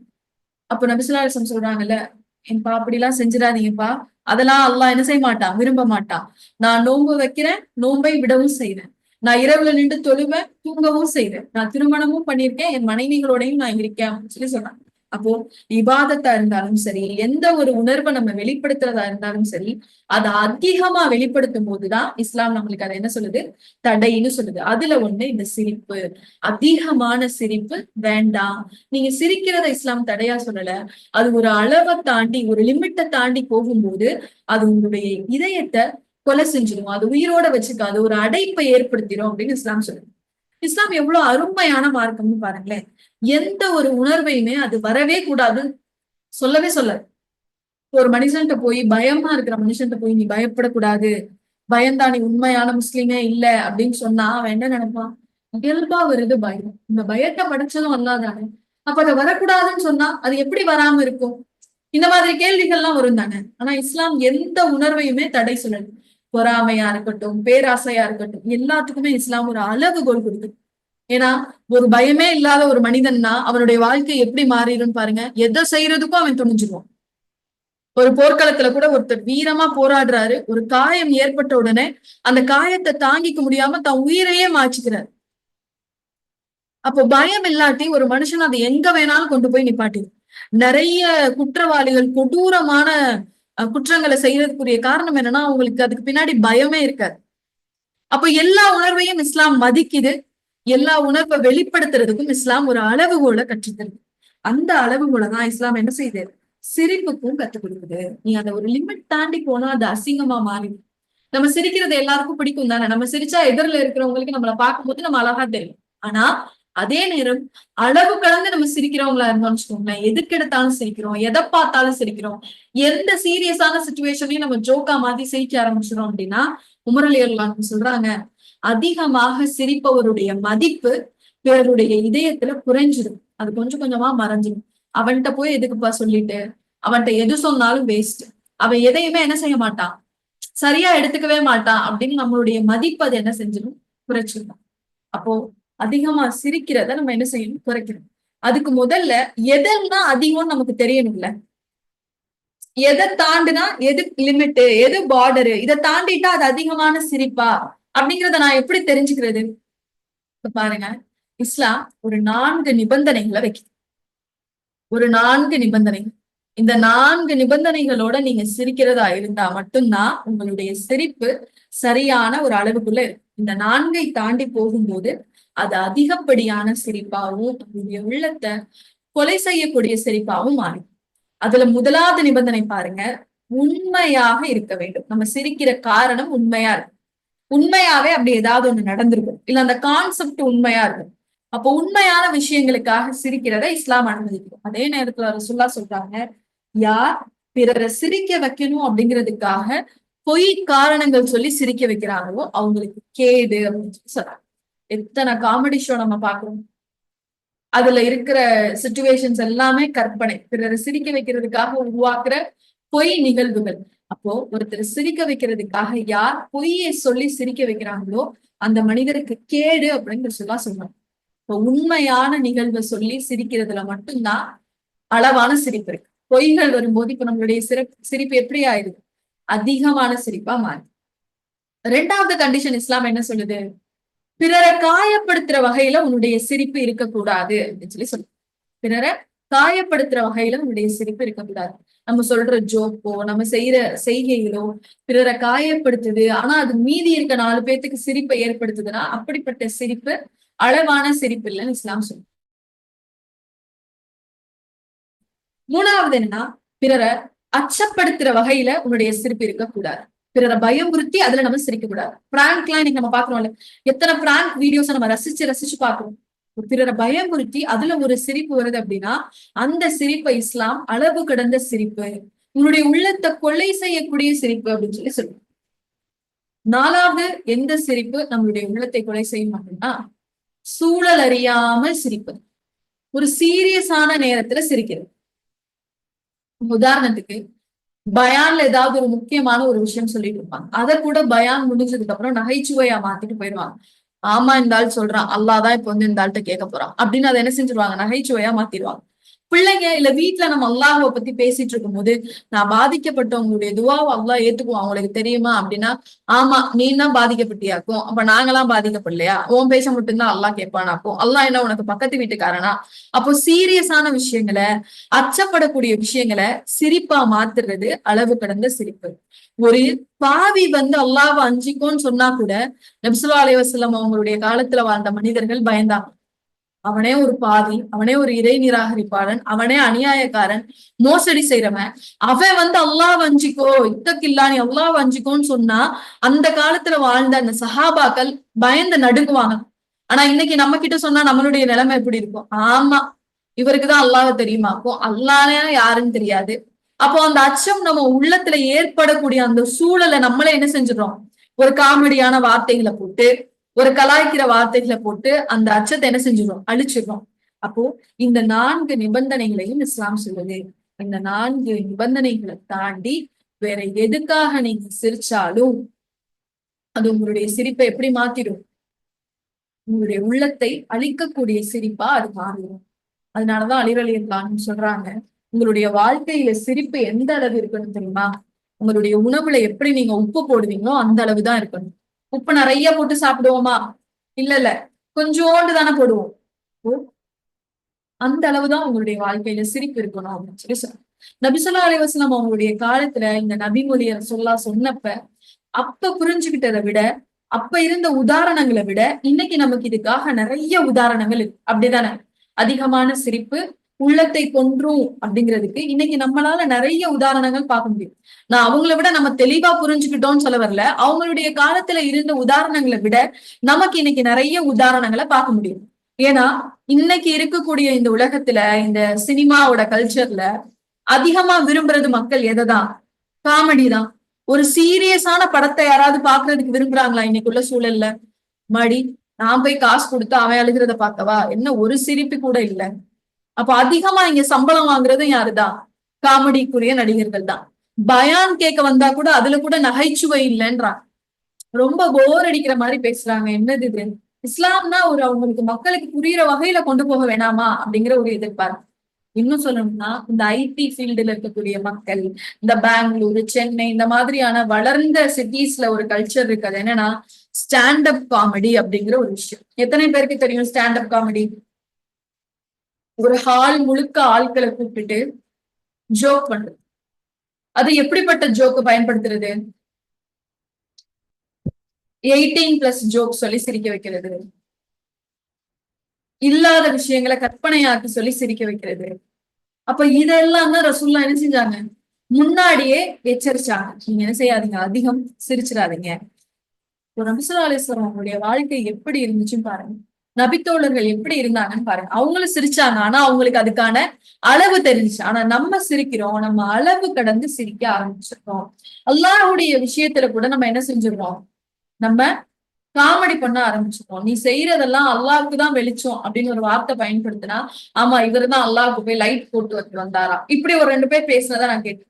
அப்ப அல்லாஹ்வுடைய விஷயத்த கூட இவங்க எப்படி மாத்த ஆரம்பிச்சுட்டாங்க இன்னைக்கு இருக்க மக்கள்? எல்லாமே சிரிப்பு. இத சொன்னா ஒரு சிரிப்பு வரும் அப்படிங்கிறதுக்காக. ஆனா நபி ஸல்லல்லாஹு அலைஹி வஸல்லம் அவங்க சொல்றாங்க, அவங்களுடைய வாழ்க்கையில அவங்க எப்படி இருந்தாங்கன்னு பாருங்களேன். நான் அறிந்த விஷயத்தை நீங்கள் அறிந்திருந்தால் குறைவாக சிரிப்பீர்கள், நிறைய அழுவீர்கள்னு ரசூலுல்லாஹ் சொன்னாங்க. ரசூலுல்லாஹ்வுடைய வாழ்க்கை இப்படிதான் இருக்கு. ரசூலுல்லாஹ்வுடைய வாழ்க்கையை தாண்டி அவங்களை பின்பற்றி வாழ்ந்த சஹாபாக்களுடைய வாழ்க்கையும் இப்படிதான் இருக்கு. ஹசன் ரலியல்லாஹு அன்ஹு தொழுகிறதுக்கு தக்பீர் கட்டிட்டா அவங்களுடைய முகமே அப்படியே இருண்டுருமா, ஒரு மாதிரி பயம் வந்துருமா தொழுகைக்கு தக்பீர் அல்லாஹு அக்பர்னு சொன்ன உடனே. அப்ப அவங்களுடைய குடும்பத்தார்கள் எல்லாம் கேட்பாங்களா, என்ன ஆச்சு, ஏன் உங்களுடைய முகம் இப்படி மாறிடுச்சு, உங்களுக்கு என்ன நேர்ந்துச்சு அப்படின்னு சொல்லி கேட்பாங்க. அப்ப ஹசன் ரலியல்லாஹு அன்ஹு சொல்லுவாங்கன்னா, நான் யார் முன்னாடி நிக்க போறேன் தெரியுமா? இந்த உலகத்தை தன்னுடைய கைக்குள்ள கட்டி காப்பாற்றக்கூடிய இறைவன் முன்னாடி போய் நிக்கிறேன். அவன் முன்னாடி போய் நிக்கும் போது எனக்கு பயம் வராம என்ன செய்யும்? ஆனா நம்ம எப்படி வாழ்றோம்? தக்பீர் கட்டுற வரைக்கும் சிரிச்சு கேலி பண்ணிட்டு எத்தனை பேர் சிரிச்சுக்கிட்டே ஒளி செஞ்சுட்டு வருவாங்க, கேலி பேச்சு பேசிக்கிட்டே வருவாங்க. அல்லாஹ் அக்பர் அப்படின்னு அப்படியே தக்பீர் கட்டிடுவாங்க. சஹாபாக்களுடைய வாழ்க்கை எப்படி இருந்தது? அல்லாஹ்வை பற்றி சொல்லும் போது அல்லாஹ்வுடைய வார்த்தைகளை பேசும்போது அழுகக்கூடியவங்களா இருந்திருக்காங்க, கண்ணீர் சிந்தக்கூடியவங்களா இருந்திருக்காங்க. ரசுல்லாவே தன்னை பத்தி தானே சொல்லிக்கும் போது நான் குறைவாதான் சிரிக்கிறேன், நிறைய நான் அழுகிறேன்னு சொல்றாங்க. நம்ம என்னைக்கு கடைசியா அழுவோம்? அழுகையை நம்ம எப்படி பார்க்கணும்? அழுகையை ஒரு அசிங்கமா பார்க்க முடியும். என்ன இது, எதுக்கெடுத்தாலும் அழுதுகிட்டே இருக்காங்க. நம்ம இவங்களுக்கு மட்டும்தான் அல்லாஹ்வுடைய உதவி வராத மாதிரி. ஏன் நம்மளுக்கெல்லாம் கஷ்டம் இல்லையா? நம்மளா அழுகலையா? எப்ப பார்த்தாலும் அழுகுறாங்களே அப்படின்னு பேசணும். ஆனா இஸ்லாம் என்ன சொல்லுதுன்னா, இந்த கண்ணீரை இறை நம்பிக்கையுடைய அடையாளம் அப்படின்னு சொல்லணும். இறை நம்பிக்கையுடைய அடையாளம். பாருங்க, அல்லாஹ் தன்னுடைய திருமறை குரான்ல சொல்லும்போது சொல்றாங்கல்ல, அளவற்ற அருளாளனின் வசனங்கள் அவர்களின் மீது ஓதப்பட்டால் அவர்கள் அழுதவர்களாகவும் சுஜூது செய்பவர்களாகவும் விழுவார்கள். அப்படியே அழுதுட்டே அல்லாஹுடைய சஜிதால போயிடுவாங்க இறை நம்பிக்கையாளர்கள். ஆனா இன்னைக்கு நம்ம எப்படி இருக்கோம்? அழுக அப்படிங்கிறது நம்மளுக்கு அரிதா வரக்கூடிய ஒரு விஷயமா இருக்கு. ஆனா அல்லாஹ்வுக்கு அழுகிற கண்ணீர் துளிகளையும் அழுகின்ற கண்களையும் அல்லாஹ்வுக்கு ரொம்ப பிடிக்கும். அல்லாஹ் அது ரெண்டையும் நேசிக்கிறான். அதனாலதான் நபி ஸல்லல்லாஹு அலைஹி வஸல்லம் சொல்றாங்க, இந்த உலகத்திலே அல்லாஹ்வுக்கு விருப்பமான 2 கண் துளிகள் எது தெரியுமா? ஒண்ணு, நீங்க அவனை நினைத்து அழுகிற உங்களுடைய கண்ணீர் துளி. இன்னொன்னு, அவனுடைய பாதையில நீங்க சிந்தக்கூடிய இரத்த துளி. இன்னொரு நபிமொழியில நபி ஸல்லல்லாஹு அலைஹி வஸல்லம் சொல்றாங்க, அல்லாஹ்வை நினைத்து அழுகின்ற கண்களுக்கு நெருப்பு தீண்டாது அப்படின்னு அல்லாஹ் ஒரு வாக்குறுதி கொடுக்குறான். இப்ப எந்த கண்கள் அல்லாஹ்வை நினைச்சு கண்ணீர் சிந்துதோ அந்த கண்களை என்ன தீண்டாதான்? நெருப்பு தீண்டாது அப்படின்னு நபி ஸல்லல்லாஹு அலைஹி வஸல்லம் சொல்றாங்க. அதே போல மறுமை நாள்ல, நிழலே இல்லாத அந்த நாள்ல ஒரு 7 பிரிவினர்களுக்கு நிழல் கிடைக்குது தெரியுமா? அந்த 7 பிரிவினர்கள் ஒருத்தர் யார் அப்படின்னா, அல்லாஹ்வை நினைத்து கண்ணீர் சிந்திய கண்களை உடையவர். இந்த உலகத்துல வேணா நம்ம சிந்துற கண்ணீர் மத்தவங்களுக்கு கேவலமா தெரியலாம், இன்னும் எப்ப பார்த்தாலும் அழுகிறேன்னு தோணலாம், ஒரு சிம்பத்தி நம்ம கிரியேட் பண்ற மாதிரி தோணலாம். ஆனா அல்லாஹ்வுக்கு இந்த அழுகிற கண்ணீர் துளிகளும் அழுகின்ற கண்களும் அல்லாஹ்வுக்கு ரொம்ப பிடிக்கும். அதனாலதான் அல்லாஹ் அந்த கண்ணுடைய மனிதருக்கு மறுமை நாள்ல அர்ஷுடைய நிழலை தரான். நம்ம எதுக்காக அல்லாஹ் கிட்ட அழுதுருக்கோம்? எதாவது கடைசியா எப்ப அழுதும்? எதை நினைச்சு அழுதும்? அல்லாஹ்வை நினைச்சு அழுதுமா? அல்லாஹ்வுடைய உதவி வேணும்னு நினைச்சு அழுதுமா? மறுமையை நினைச்சு அழுதுமா? இல்ல நம்ம செஞ்ச தவறுக்கெல்லாம் அல்லாஹ் நம்மள தண்டிச்சிருவானேன்ற பயத்துல அழுதுமா? நீங்க எந்த விதமா அழுதாலும் அல்லாஹ் உங்களுடைய அழுகையை நேசிக்கலாம். சுஜூதுல தனிமையில அல்லாஹ் கிட்ட கையேந்தி நீங்க எதுக்காக அழுதாலும், யா அல்லாஹ் உன்னுடைய உதவி வேணும் எனக்குன்னு கேட்டு நீங்க அழுதாலும் அந்த கண்ணீர் துளியையும் அல்லாஹ் நேசிக்கிறான். யா அல்லாஹ் என்ன மன்னிச்சிருன்னு கேட்டு நீங்க அழுதாலும் அந்த கண்ணீர் துளியையும் நேசிக்கிறான். யா அல்லாஹ் என்னுடைய தேவைகளை நிறைவேற்றி கொடு ரப்பே, உன்னை தவிர என்னுடைய வாழ்க்கையை சீர்படுத்துறது யாருன்னு கேட்டு அல்லாஹ் கிட்ட அழுதாலும் அந்த கண்ணீர் துளியையும் அல்லாஹ் நேசிக்கிறான். அல்லாஹ் மேல உள்ள பயத்துல நீங்க அழுதாலும் அந்த கண்ணீர் துளியையும் அல்லாஹ் நேசிக்கிறான். அழுத ஒரு சஹாபியுடைய ஒரு சின்ன ஒரு நபிமொழியை இந்த இடத்துல நான் உங்களுக்கு நினைவு. சஹலபா அப்படின்னு ஒரு சஹாபி இருந்தாரு. இவர் ஒரு இளம் வயது சஹாபி. அவருக்கு நபி ஸல்லல்லாஹு அலைஹி வஸல்லம் அவங்க என்ன செய்யறாங்க, ஒரு முறை ஒரு வேலை கொடுக்குறாங்க. இந்த மாதிரி ஊருக்கு வெளியில ஒரு வேலை, அதை போய் பார்த்துட்டு வா அப்படின்னு சொல்றாங்க. அவர் பாக்குறதுக்காக போறாரு. அப்ப போற வழியில என்ன நடக்குது அப்படின்னா, அவர் ஒரு சப்தத்தை கேட்கிறாரு, ஒரு தண்ணி விழுகிற சப்தத்தை கேட்கிறாரு. அப்ப அந்த தண்ணி விழுகிற சப்தத்தை கேட்டோடனே இவர் என்ன செய்யறாரு, அது எங்க இருந்து வருது அப்படின்னு பாக்குறாரு. பார்த்தா அங்க ஒரு பெண் குளிச்சுட்டு இருக்கிறத இவர் பார்த்துல. பார்த்த உடனே இப்ப இவருக்கு பயம் வந்துருச்சு, நமக்கு தவறான காட்சியை பார்த்துட்டோமே அப்படின்னு. இன்னும் என்ன நினைச்சு பயப்படுறாருன்னா, அல்லாஹ் இதை நபி ஸல்லல்லாஹு அலைஹி வஸல்லம் உங்களுக்கு வஹியா அறிவிச்சிருப்பானோ, இப்படி நீ ஒரு வேலையா அனுப்பின ஒரு மனிதர் இந்த மாதிரி ஒரு தவறு செஞ்சுட்டாருன்னு அனுப்பிச்சு ஒரு வகி இறக்கிருப்பானோ, அல்லாஹ்வுடைய தூதரை எப்படி நான் சந்திப்பேன் அப்படிங்கிற பயத்துல ஓட ஆரம்பிச்சிடுறாரு. மதீனாவை விட்டு ஓடி எங்கேயோ போய் ஒளிஞ்சுதார். ரசூல்லா இங்க வெயிட் பண்ணிட்டே இருக்காங்க, என்னடா போன சைலபாவை காணோம்.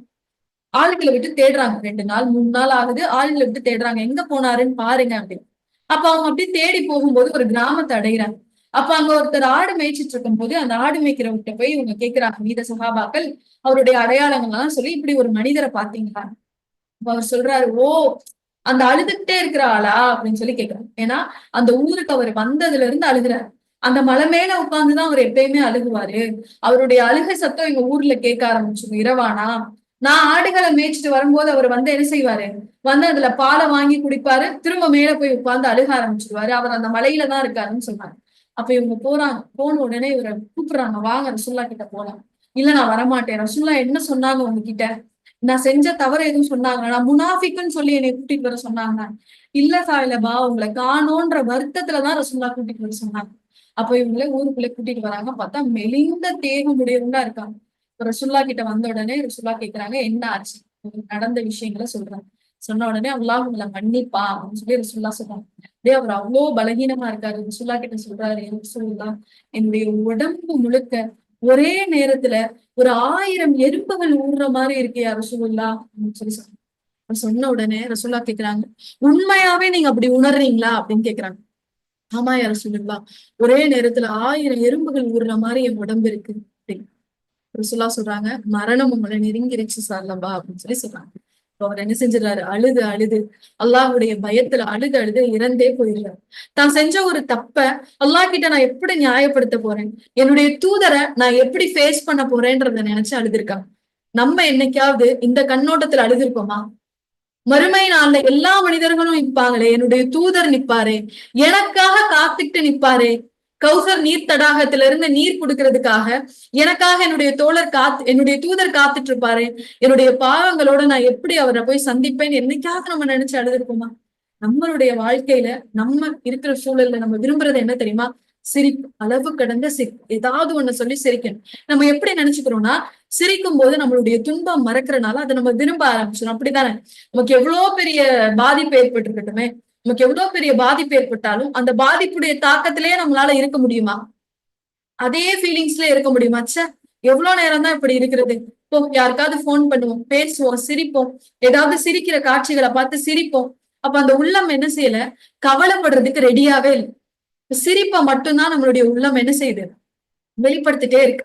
அதனாலதான் நபி ஸல்லல்லாஹு அலைஹி வஸல்லம் சொல்றாங்க, சிரிப்பு உங்களுடைய உள்ளத்தை கொன்றும் அப்படின்னு சொல்லி சொல்றாங்க. எப்படி கொல்லும்? மகிழ்ச்சியா இருக்கிறது, ஃபீல் குட்டான ஹார்மோன்ஸை வெளிப்படுத்துது, நம்மளுக்கு அது ஒரு நல்ல தெரப்பியா இருக்கு, நம்மள ஆரோக்கியமா வச்சிருக்கு. அந்த சிரிப்பு எப்படி நம்மளுடைய உள்ளத்தை கொல்லும் அப்படின்னா, நம்ம அதிகமா சிரிக்க சிரிக்க அதிகமா சிரிக்க சிரிக்க என்ன ஆகுதுன்னு பாருங்களேன், எப்படி கொலை பண்ணுதுன்னு பாருங்களேன். எந்த துன்பத்தையும் தாங்கிக் கொள்ள முடியாத மனநிலைக்கு நம்மளை கொண்டு வந்து சிரிப்பு தள்ளிடும். நம்ம சிரிச்சுக்கிட்டே இருக்கோம், சந்தோஷமா இருக்கணும், எப்பயுமே நான் ஹாப்பியா இருப்பேன், நான் ஒரு வைபிங் பர்சனா இருப்பேன் அப்படின்னு யாரையாவது ஒருத்தர் சிரிக்க வைக்கிறதுக்கு என்னை சுத்தி ஒரு 4 பேர் இருந்தாங்கன்னா நான் அவங்களை சிரிக்க வச்சுட்டே இருப்பேன், இல்லாததெல்லாம் சொல்லி நான் சிரிக்க வைப்பேன் அப்படின்ற ஒரு மனநிலையில நம்ம இருந்தோம் அப்படின்னா நம்மளுடைய உள்ளம் எப்படி மாறிடும்னா, எந்த துன்பத்தையும் எந்த சோதனையும் அது தாங்காது. ஏன்னா அந்த உள்ளதுக்கு இப்ப எது மட்டும்தான் பழக்கம்? சிரிப்பு, அளவு கடந்த சிரிப்பு மட்டும்தான் பழக்கம். அப்ப அதால எதை தாங்கிக்க முடியாது? ஒரு சின்ன துன்பம் வந்துட்டா கூட தாங்கிக்க முடியாது. அப்ப என்ன செய்ய ஆரம்பிச்சிடாது, தன்னுடைய ஈமான்ல பலகீனம் ஆயிரும். என்னடா எனக்கு இப்படி ஒரு கவலை வந்துருச்சு அப்படின்னு அப்படியே கீழே போய். ரெண்டாவது என்னன்னா, அதிகமா சிரிக்க சிரிக்க அது என்ன செய்யும்னா, மறுமை சிந்தனைய நம்மளை விட்டு தூரமாகும். யாருடைய உள்ளத்துல மறுமை சிந்தனை இல்லையோ அந்த உள்ளம் மரணிச்சு துருப்பிடிச்சு போன ஒரு ஒரு பொருளுக்கு சமம். எப்படி ஒரு இரும்பு பொருளும் வெள்ளியும் துருப்பிடிச்சு போகுதோ அதே போல யாருடைய உள்ளத்துல மறுமையும் மரண சிந்தனையும் இல்லையோ அந்த உள்ளம் துருப்பிடித்த உள்ளத்துக்கு சமம். ஏன்னா இப்ப அவர் எதுக்காக பயப்பட போறாரு? எதுக்காக பயப்பட போறாரு? மறுமைன்னு ஒண்ணு இருந்தா இப்ப அதை நோக்கி பயப்படுவாரு, நிறைய நன்மைகள் செய்வாரு. மறுமை சிந்தனையவே சிரிப்பை என்ன செஞ்சிடும், தூரமாக்கிடும். இப்ப அதை பத்தி எல்லாம் பேசினா அவங்களுக்கு பிடிக்காது. அல்லாஹ் இருக்கான், அல்லாஹ் கேள்வி கேட்பான், அல்லாஹ் தண்டிப்பான், அல்லாஹ் நரகத்துல போடுவான். ஏன் இதெல்லாம் சொல்றீங்க? இதெல்லாம் சொல்லாதீங்க, வேற ஏதாவது மகிழ்ச்சியான விஷயமா சொல்லுங்க. அதிகம் சிரிப்பு நம்மளுக்கு எச்சரிக்கைகளை விட்டு நம்மள தூரமாகும். எச்சரிக்கைகளை விட்டு தூரமாக ஆக நம்மளுடைய உள்ளம் என்ன செஞ்சிடும், இறந்து போன ஒரு உள்ளமா மாறிடும். மூணாவது ரொம்ப முக்கியமான ஒரு பாதிப்பை நமக்கு ஏற்படுத்தும் என்ன அப்படின்னா, கஃப்லத் அப்படிங்கிற ஒரு கடுமையான நோய்க்கு அதிகமான சிரிப்பு வழிவகுக்கும். அப்போ இன்னைக்கு முதலாவது நம்மளுடைய உள்ளத்துல அடைப்பை ஏற்படுத்தக்கூடிய விஷயமா என்ன பார்த்தோம்? அதிகமான சிரிப்பு பார்த்தோம். இந்த அதிகமான சிரிப்பு இன்னும் ஒரு நோயை நம்மளுக்கு ஏற்படுத்துது. அந்த நோய் பேர் என்ன? கஃப்லா. கஃப்லா அப்படிங்கிற நோயை அது நமக்கு என்ன செய்யுது, ஏற்படுத்துது. இது வரைக்கும் சொன்ன விஷயங்கள் உங்களுக்கு புரியுதா? எதுவும் டவுட் இருக்கா?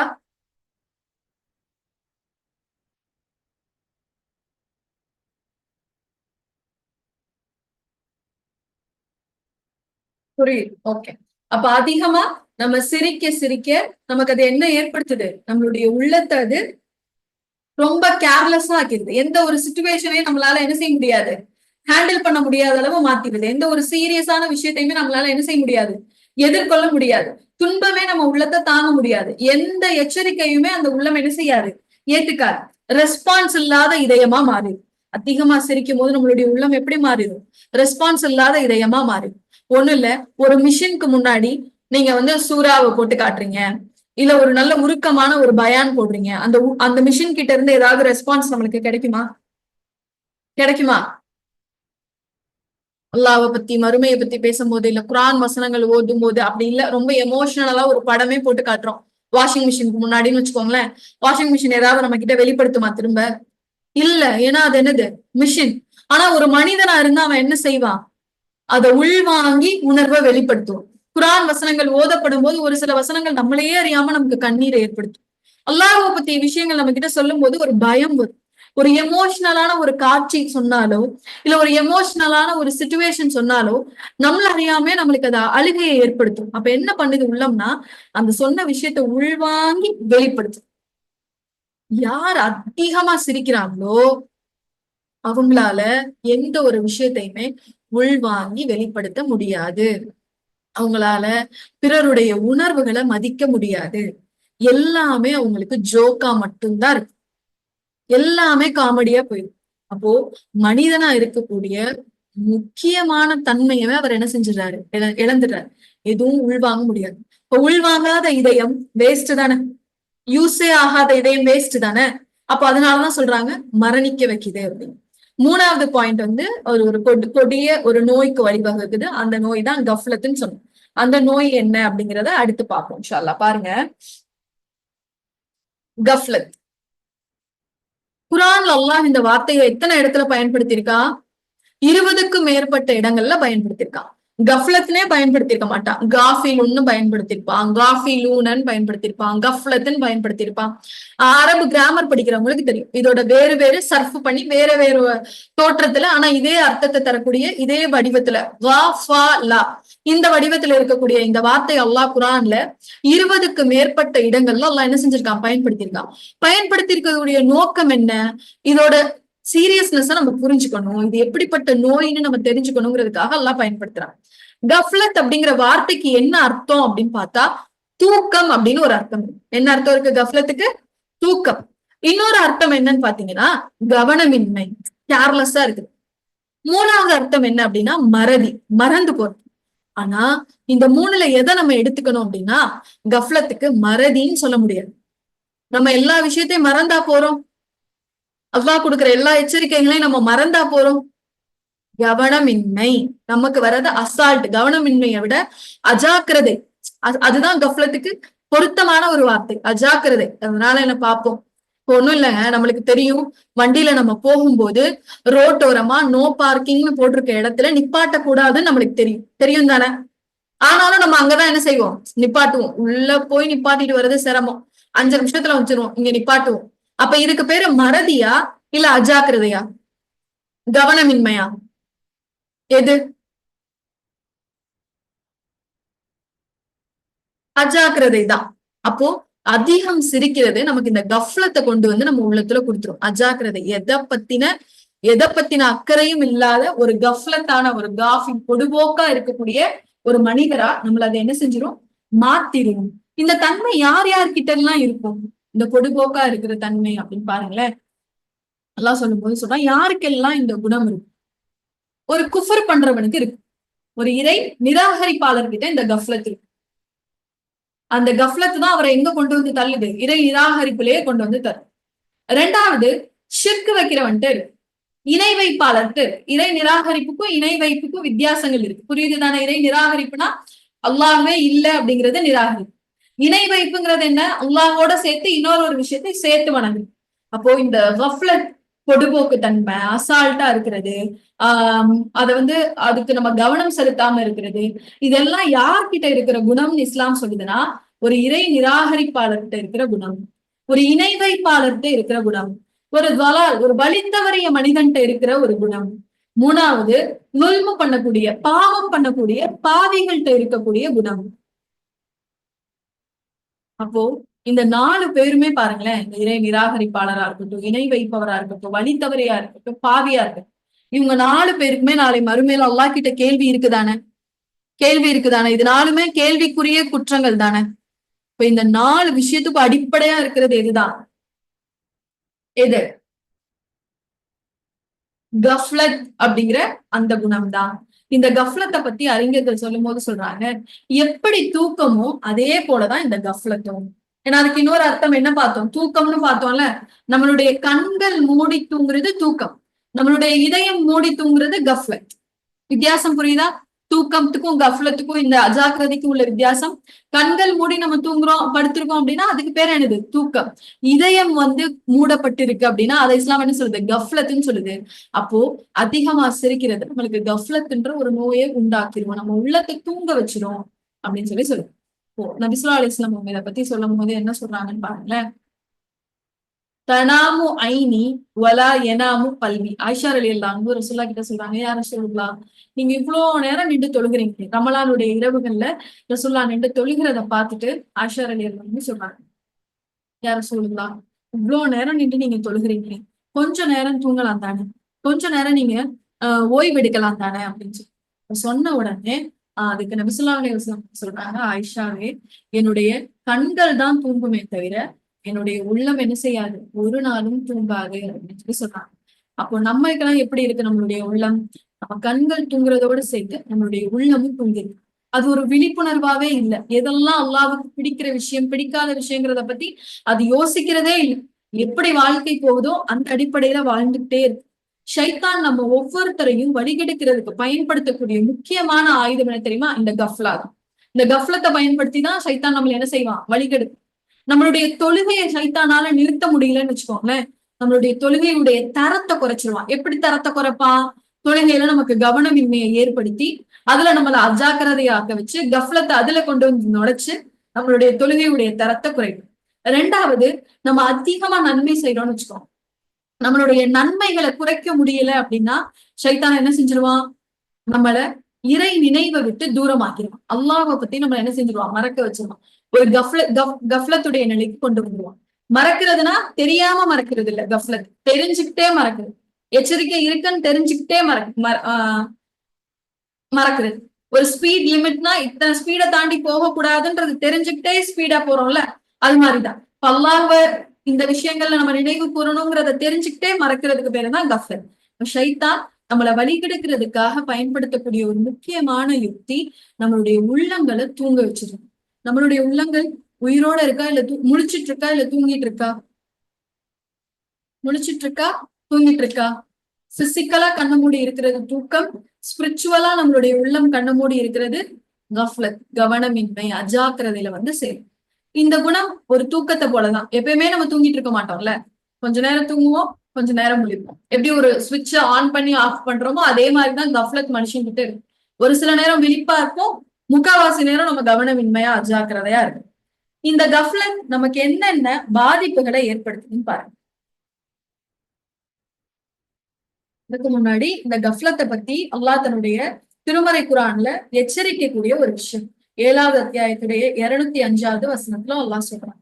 நபி ஸல்லல்லாஹு அலைஹி வஸல்லம் பார்த்து சொல்றான், நபியே, உன் மனதிற்குள் மிக்க பணிவோடும் அச்சத்தோடும் சொல்லில் உரத்த சப்தமின்றி காலையிலும் மாலையிலும் உன் இறைவனை நீ நினைவு கூறுகிறாக. அவனை மறந்து விட்டிருப்போரில் ஒருவராக நீர் இருக்க வேண்டாம். அரபியில பாத்தீங்கன்னா மினல் காஃபிலீன் இருக்கா, அவங்கள மறந்தவங்கள ஒருத்தரா நீங்க மாறிடாதீங்கன்னு அல்லாஹ் எச்சரிக்கை கொடுக்கலாம். அது நபி ஸல்லல்லாஹு அலைஹி வஸல்லம் அவங்களுக்கு மட்டும் இல்ல, எல்லாருக்குமான எச்சரிக்கை இதுதான். அடுத்தது பாருங்க, இந்த கஃப்லத் நமக்கு என்னென்ன பாதிப்பை ஏற்படுத்தும். மறக்கிறதோ, அசால்ட்டா இருக்கிறதோ, அல்லாஹுடைய நினைவில் இல்லாம இருக்கிறதோ. பரவாயில்ல, மறுமை நாள் பத்தி தெரியும், அப்புறம் பாத்துக்கலாம், நாளையில இருந்து தொழுதுக்கலாம், இன்னையில இருந்து சரி பண்ணிக்கலாம், அடுத்த வக்துல இருந்து நம்ம சரியா இருப்போம் அப்படின்னு தெரிஞ்சுக்கிட்டே ஒரு கவனமின்மையில நம்ம இருக்கிறது நமக்கு என்னென்ன பாதிப்புகளை நம்மளுடைய உள்ளத்துக்கு ஏற்படுத்தும், இல்ல நமக்கு என்ன பாதிப்புகளை கொண்டு வந்து கொடுக்கும்னு பாருங்களேன். முதலாவதா அது நமக்கு ஏற்படுத்தக்கூடிய விளைவு என்ன அப்படின்னா, நம்மள நரகவாசிகளா மாற்றுது.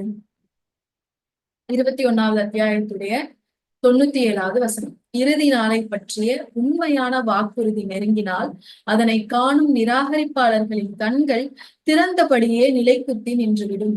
அன்றியும் அவர்கள் எங்களுக்கு கேடுதான், நிச்சயமாக நாங்கள் இதை உதாசீனப்படுத்தியவர்களாகவே இருந்துவிட்டோம். அது மட்டுமில்லை, நாங்கள் அநியாயம் செய்தவர்களாகவும் இருந்துவிட்டோம்.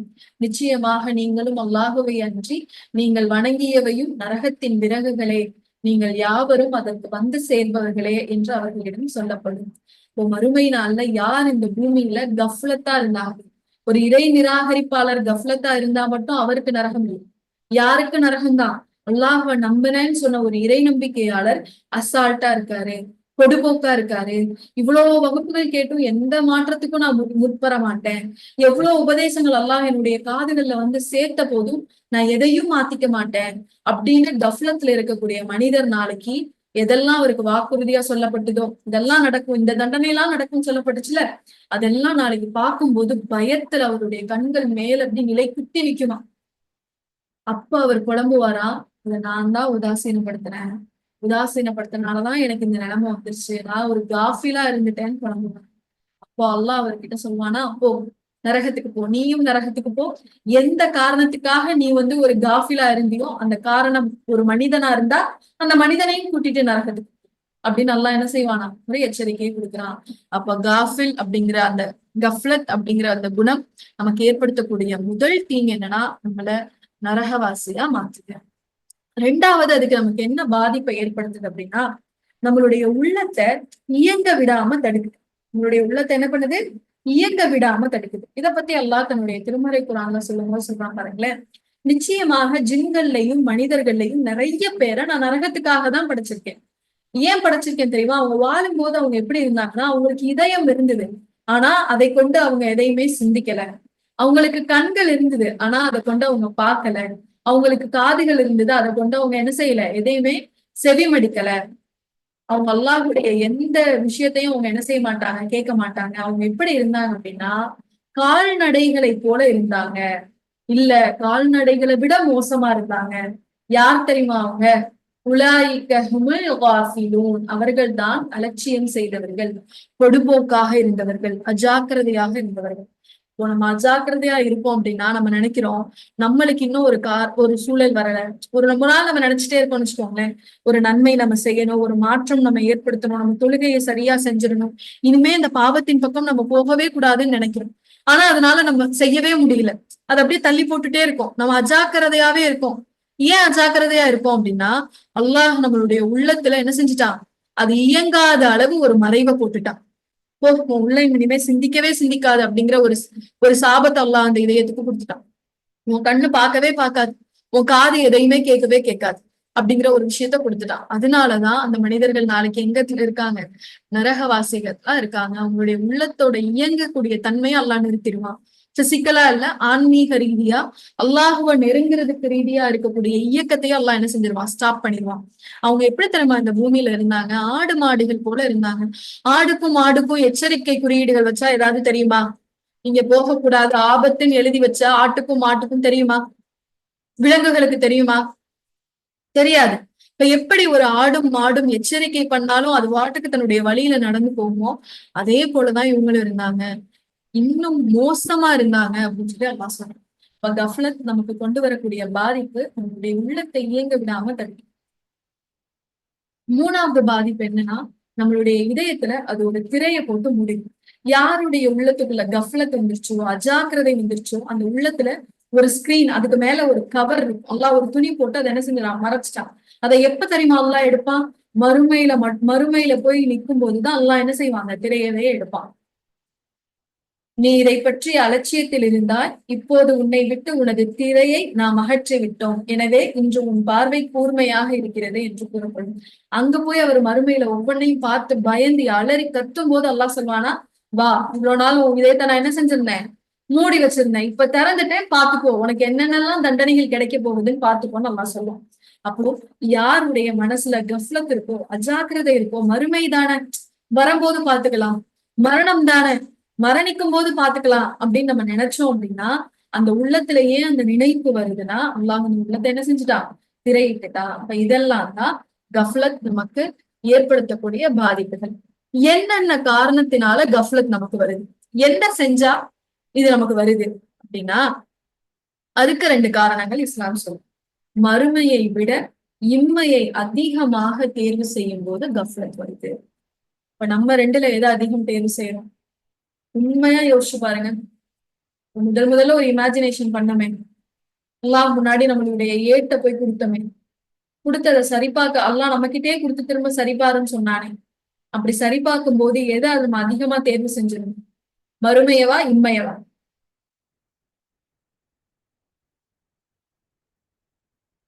எதை தேர்வு செஞ்சிருந்தோம்?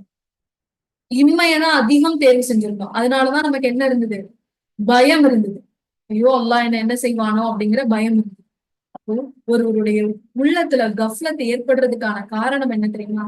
மறுமையை விட இம்மையை தேர்வு செய்யணும். அப்போ என் உள்ளத்துல இருந்து இதை நான் போக்கணும்னு நினைச்சேன் அப்படின்னா, கொஞ்சம் கொஞ்சமா நான் மறுமையை முதன்மைப்படுத்தி வாழ ஆரம்பிக்கணும். எனக்கு ஏதாவது ஒரு துன்பம் ஏற்பட்டா கூட அதை நினைச்சு நான் புலம்பாம, மறுமையில இதுக்கு எனக்கு கூலி கிடைக்கும், மறுமையை முதன்மைப்படுத்திக்கணும்.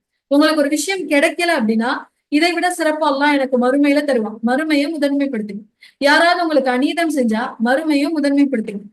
செல்வத்தின் மேல உங்களுக்கு ஆசை வரும்போது மறுமையை முதன்மைப்படுத்திக்கணும். இந்த செல்வங்கள் எல்லாம் நாளைக்கு உருக்கப்பட்டு நம்மளுடைய முதுகுல ஊற்றப்படும் அப்படிங்கிற விஷயத்த என்ன செய்யுங்க, ஞாபகப்படுத்துங்க. சஹாபாக்களால இந்த உலகத்துல வாழும்போது எப்படி இவ்வளவு அழகான ஒரு வாழ்க்கையை வாழ முடிஞ்சுச்சுன்னு நமக்கு தோணலாம். உயிரை கொடுத்தாங்க, பொருளாதாரத்தை கொடுத்தாங்க. ஒருத்தர் தன்னுடைய பொருளாதாரத்தை ரெண்டா பிரிச்சு பாதியை கொடுத்தாரு. ஒருத்தர் இதுவரைக்கும் தான் சம்பாதிச்ச எல்லாத்தையும் கொடுத்தாரு, மீண்டும் சம்பாதிக்கிறாரு, மீண்டும் எல்லாத்தையும் கொடுக்குறாரு. ஒருத்தர் தான் வசிக்கிற இடத்தையே அல்லாஹ்வுடைய பாதையில தர்மம் செஞ்சுட்டு வந்துடுறாரு. உமரலி அல்லாஹ்ன்னு சொல்றாங்க, யாரோ சொல்லலாம், என்கிட்ட இருக்கிறத நான் பாதியா பிரிச்சேன், உங்களுக்கு கொடுத்துட்டேன், மீதியை நான் வச்சிருக்கேன்னு சொன்னாங்க. அபூபக்கர் சித்திக் ரலியல்லாஹு அன்ஹு சொல்றாங்க, யா ரசூலுல்லாஹ், என்னுடைய வீட்டுல அல்லாஹ்வும் அல்லாஹ்வுடைய தூதரையும் தவிர வேற யாருமே இல்லை, நான் எல்லாமே உங்களுக்கு அல்லாஹ்வுடைய பாதையில தர்மம் செஞ்சுட்டேன்னு சொன்னாங்க. எப்படி உங்களால இப்படி வாழ முடிஞ்சுச்சு அப்படின்னா, அவங்க எல்லாரும் இம்மையை விட மறுமையை தேர்வு செஞ்சாங்க. இங்க நான் சுகமா இருக்கிறத விட மறுமையில சுகமா இருக்கணும். இங்க நான் கண்ணியப்படுத்துறதை விட மறுமையில நான் கண்ணியமா இருக்கணும். இங்க நான் செல்வந்தனா இருக்கிறத விட மறுமையில நான் செல்வந்தனா இருக்கணும். இங்க நான் மகிழ்ச்சியா சிரிச்சு வாழ்றதை விட மறுமையில நான் மகிழ்ச்சியா சிரிச்சு வாழணும். நம்ம எல்லாரும் என்ன பண்றோம்னா, பூமியில இருந்துகிட்டே மறுமையை பார்க்கணும். பூமியில இருந்துகிட்டு மறுமையை பார்த்தா நம்மளால என்ன செய்ய முடியாது, பார்க்க முடியாது. நான் சஹாபாக்கள் ரசூலுல்லாஹி அலைஹி வஸல்லம் மறுமை நாள்ல இருந்து பூமியை பார்த்தாங்க. மறுமை நாள்ல இருந்து பூமியை பார்க்கும்போது பூமி எப்படி தெரியும்? ரொம்ப அற்பமா தெரியும். மறுமையுடைய சோதனைகளையும் அங்க கிடைக்கிற சந்தோஷங்களையும் பார்க்கும்போது பூமி ரொம்ப அற்பமா தெரியும். உங்களால அப்படி பார்க்க முடிஞ்சது, மறுமைய முன்னிலைப்படுத்த முடிஞ்சது. அதனாலதான் அவங்களால இந்த உலகத்தை ஒரு அற்பமா கருத முடிஞ்சுச்சு. இப்போ கஃப்லத் என் உள்ளத்துல இருந்து போகணும் அப்படின்னா, நான் என்னுடைய இன்மையை விட மறுமையை தேர்வு செய்யக்கூடியவங்களா இருக்கு. ரெண்டாவது, ஒருத்தருடைய மனசுல ஏன் கஃப்லத் வருது அப்படிங்கிறதுக்கான காரணம் என்னன்னா, அவருக்கு இந்த உலகத்தை பற்றிய அறிவு நிறைய இருக்கு. இந்த உலகத்துல எது செஞ்சா எது கிடைக்கும், எது நன்மை அப்படிங்கிற எல்லா விஷயமும் அவருக்கு தெரியும். ஆனா மறுமையை பத்தி அவருக்கு எந்த அறிவுமே இருக்காது. அதுல அவர் அலட்சியமா இருக்காரு. அப்போ எந்த அளவுக்கு உலக அறிவு இருக்குதோ அதே அளவு மறுமையை பற்றிய அறிவும் புரிதலும் அவர்கிட்ட இல்லாத போது அவருடைய உள்ளத்துல கஃப்லத் வரும். இன்னைக்கு நம்ம உள்ளத்தை அடைக்கக்கூடிய, இயங்க விடாம தடுக்கிற, கொலை செய்யக்கூடிய 2 பண்புகளை நம்ம பார்த்தோம். என்னென்ன பண்பு பார்த்தோம்? முதல்ல என்ன பார்த்தோம்? அதிகமான அதிகமான சிரிப்பு பார்த்தோம். ரெண்டாவது என்ன பார்த்தோம்? கஃப்லத், அஜாக்கிரதை. நம்ம என்ன செய்யலாம், வரும்போது பாத்துக்கலாம் அப்படின்னு சொல்லி நினைக்கிறோம். ஓ, இதுல இருந்து நம்ம விடுபடணும் அப்படின்னா உடனே நம்ம ஒண்ணு செய்யணும். அது என்ன அப்படின்னா, யக்தா. என்ன செய்யணும்? யக்தா, விழிப்புணர்வு பெறணும். உடனே விழிப்புணர்வு பெறணும், மாறணும், விழிச்சுக்கணும். தூங்கினது போதும். நம்மளுடைய கஃப்லத் எந்த அளவு ஆழமா இருக்கோ அதை பொறுத்துதான் நம்மளுடைய விழிப்புணர்வு இருக்கும்.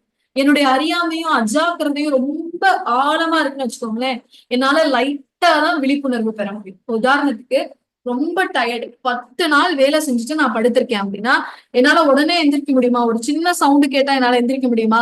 சத்தம் கேட்கும், என்னால கொஞ்சம் தான் கண்ணை திறக்க முடியும், டயர்டா இருக்கும், நான் தூங்கிடுவேன்.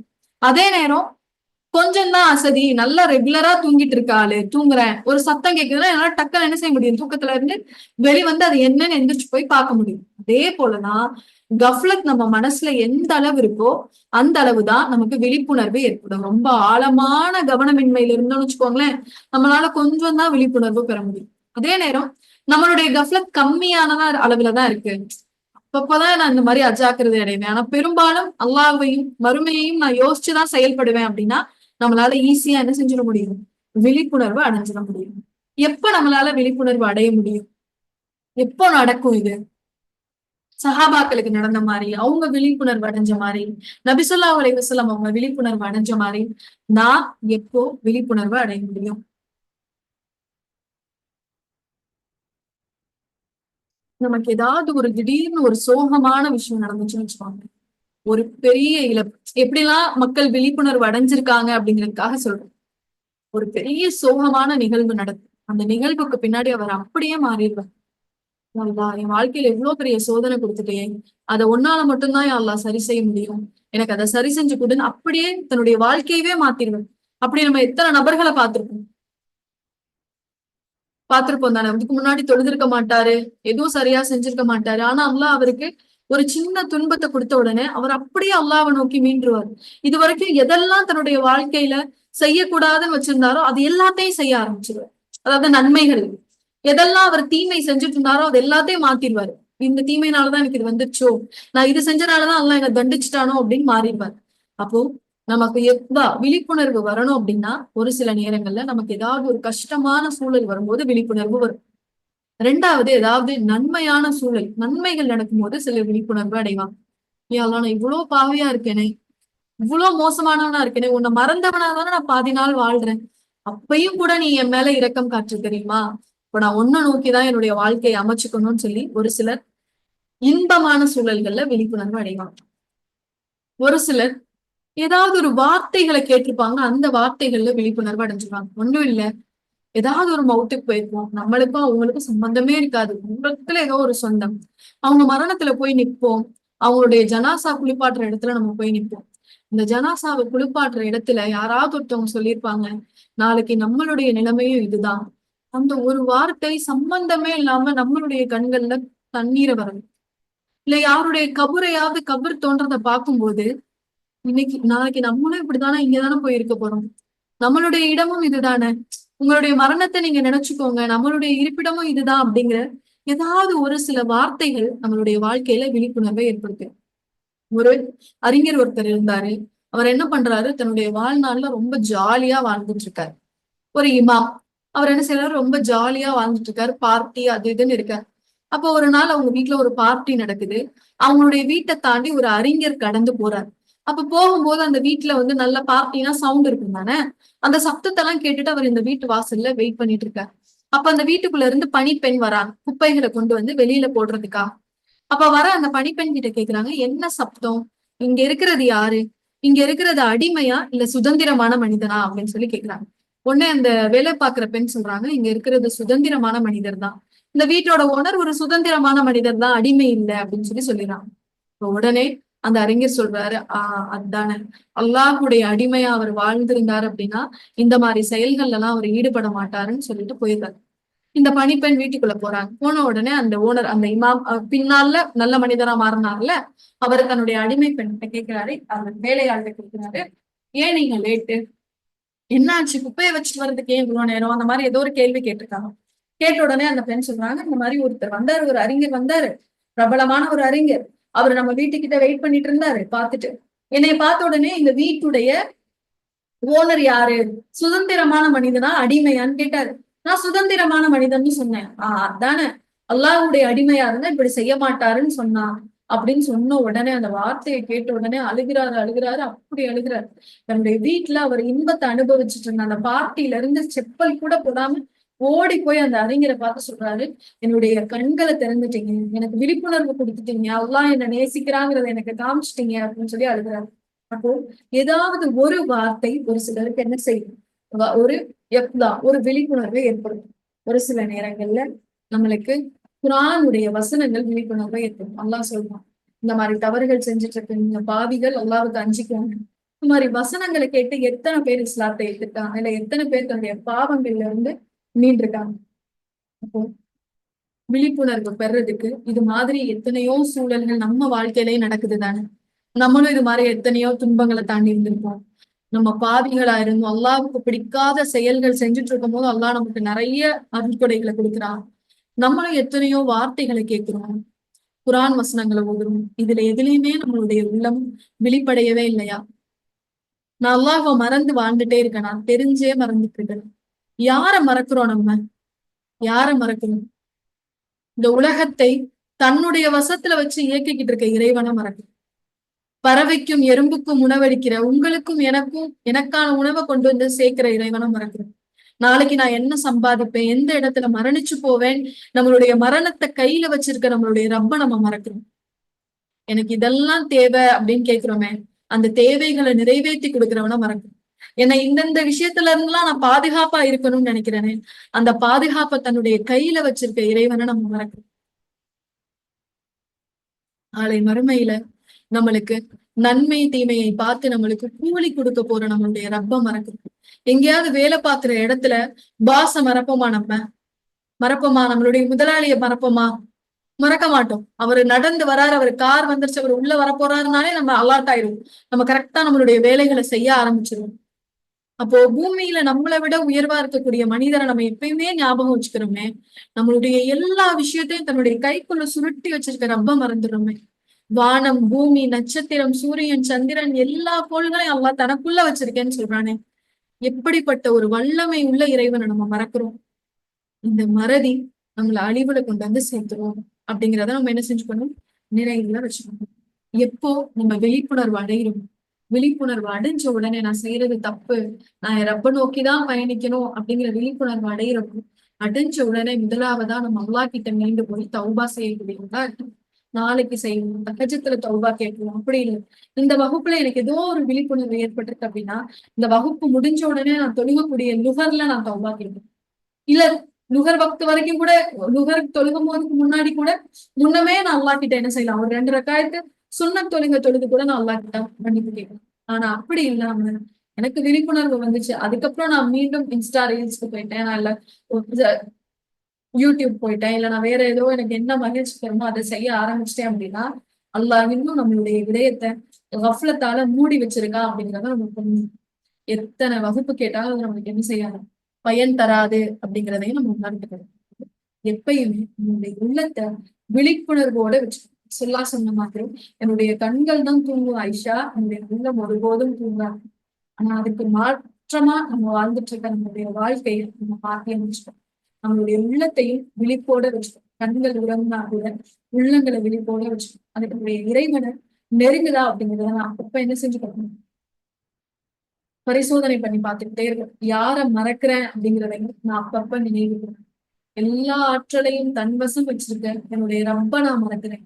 சாதாரண ஒரு ஆளை நான் ஒண்ணு அஜாக்கிரதைப்படுத்துறேன், சாதாரண ஆளை நான் ஒண்ணு அலட்சியப்படுத்துறேன். நீங்க ஒரு இடத்துல ஒரு மினிஸ்டர் வராரு, அந்த மினிஸ்டரை ஒரு போலீஸ் ஆபீசர் அலட்சியப்படுத்திட்டு போனாருன்னா மினிஸ்டர் என்ன பண்ணுவாரு? அவரை வேலையை விட்டு தூக்குவாரு, அவரை ஏதாவது ஒரு கிராமத்துக்கு டிரான்ஸ்பர் பண்ணி விட்டுருவாரு, இல்ல போஸ்ட் குறைச்சிருவாரு. அப்போ ஒரு மனிதனுக்கே இவ்வளவு ஈகோ இருக்கே, இந்த மனிதனை படைச்சது அல்லாஹ் தானே. அல்லாஹ் எவ்வளவு பெரிய ரோஷக்காரன்.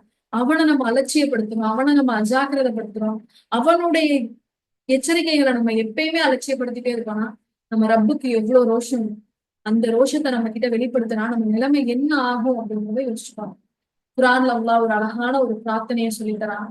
சொர்க்கவாசிகள் சொர்க்கத்துக்குள்ள இருப்பாங்க, அவங்க நீரோடைகள்ல இருப்பாங்க, அவங்க அல்லாஹ்வுடைய இன்பங்களை அனுபவிச்சுட்டு இருப்பாங்க. அப்படி அனுபவிச்சுட்டு இருக்கும் போது அவங்க என்ன பிரார்த்தனை இறைவன் கிட்ட கேட்பாங்க தெரியுமா அப்படின்னு சொல்லி அல்லாஹ் இந்த பிரார்த்தனையை நமக்கு கற்றுத்தாங்க. ரப்பனா அத்மிம் லனா நூரனா வகுஃபிர் லனா இன்னக அலா குல்லி ஷைஇன் கதீர். எங்கள் இறைவா, எங்களுக்கு எங்களுடைய பிரகாசத்தை நீ முழுமையாக்கி வைப்பாயா. யா அல்லாஹ், தேவையில்லாத காரணங்களால எங்களை விட்டு எங்களுடைய ஒளியை குறைச்சிடாத, எங்களுடைய விழிப்புணர்வை எங்கள்ட்ட இருந்து எடுத்துறாத அப்படிங்கிற ஒரு பிரார்த்தனை. எங்களுக்கு மன்னிப்பு அருள்வாயாக, நிச்சயமாக நீ எல்லா பொருட்கள் மீதும் பேராற்றல் உடையவன் என்று கூறி பிரார்த்தனை செய்து கொண்டே இருப்பார்கள் அப்படின்னு அல்லாஹ் சொர்க்கவாசிகளுடைய பிரார்த்தனை இது அப்படின்னு சொல்லி சொல்றாங்க. இப்ப இந்த பிரார்த்தனையை ஒவ்வொரு நாளும் செய்யக்கூடிய மனிதர்களா நம்ம இருக்கோம். நம்மளுடைய உள்ளத்தை இயங்க விடாம தடுக்கிற விஷயங்கள் என்னென்ன அப்படின்னு தெரிஞ்சு அதை விட்டு ஒதுங்கக்கூடிய மனிதர்களா இருக்கு. அல்லாஹுக்கு அருகாமையில சுவனத்துல இருக்கக்கூடிய மனிதர்களா இன்ஷா அல்லாஹ் நம்ம ஒவ்வொருவரையும் ஆக்கி வைக்கணும். ஆரம்பத்துல நம்ம பண்ண இமேஜினேஷன் போல அல்லாஹ் முன்னாடி ஈஸியான கேள்விகளை எதிர்கொண்டு அல்லாஹ்வுடைய சிரிப்பும் கருணையும் மன்னிப்பையும் பெற்று சொர்க்கத்துக்குள்ள போகக்கூடிய அடியார்களாக அல்லாஹ் உங்களையும் என்னையும் ஆக்கியருள வேண்டும். இங்க எப்படி நம்ம முகம் தெரியாத நபர்களா ஒன்று கூடியிருக்கோமோ அதே போல மறுமையிலையும் அல்லாஹ் உங்களையும் என்னையும் சுவனத்தில் ஒன்று கூட்டணும். அங்கேயும் நம்ம அல்லாஹுடைய புகழை நினைவு கூறணும், அல்லாஹுடைய அருட்கொடைகளை நினைவு கூறுற மனிதர்களா இருக்கணும் அப்படிங்கிற பிரார்த்தனையை அல்லாஹ் கிட்ட முன் வச்சு இந்த அமர்வை நிறைவு செய்கிறேன். வாஹிரதானா அல்ஹம்துலில்லாஹி ரப்பில் ஆலமீன். அஸ்ஸலாமு அலைக்கும் வரஹ்மத்துல்லாஹி வபரகாத்துஹு. ஏதாவது டவுட் இருந்தா கேளுங்க, இல்ல குரூப்ல நீங்க அப்புறம் கேட்கறதா இருந்தாலும் கேளுங்க. அஸ்ஸலாமு அலைக்கும் வரஹ்மத்துல்லாஹி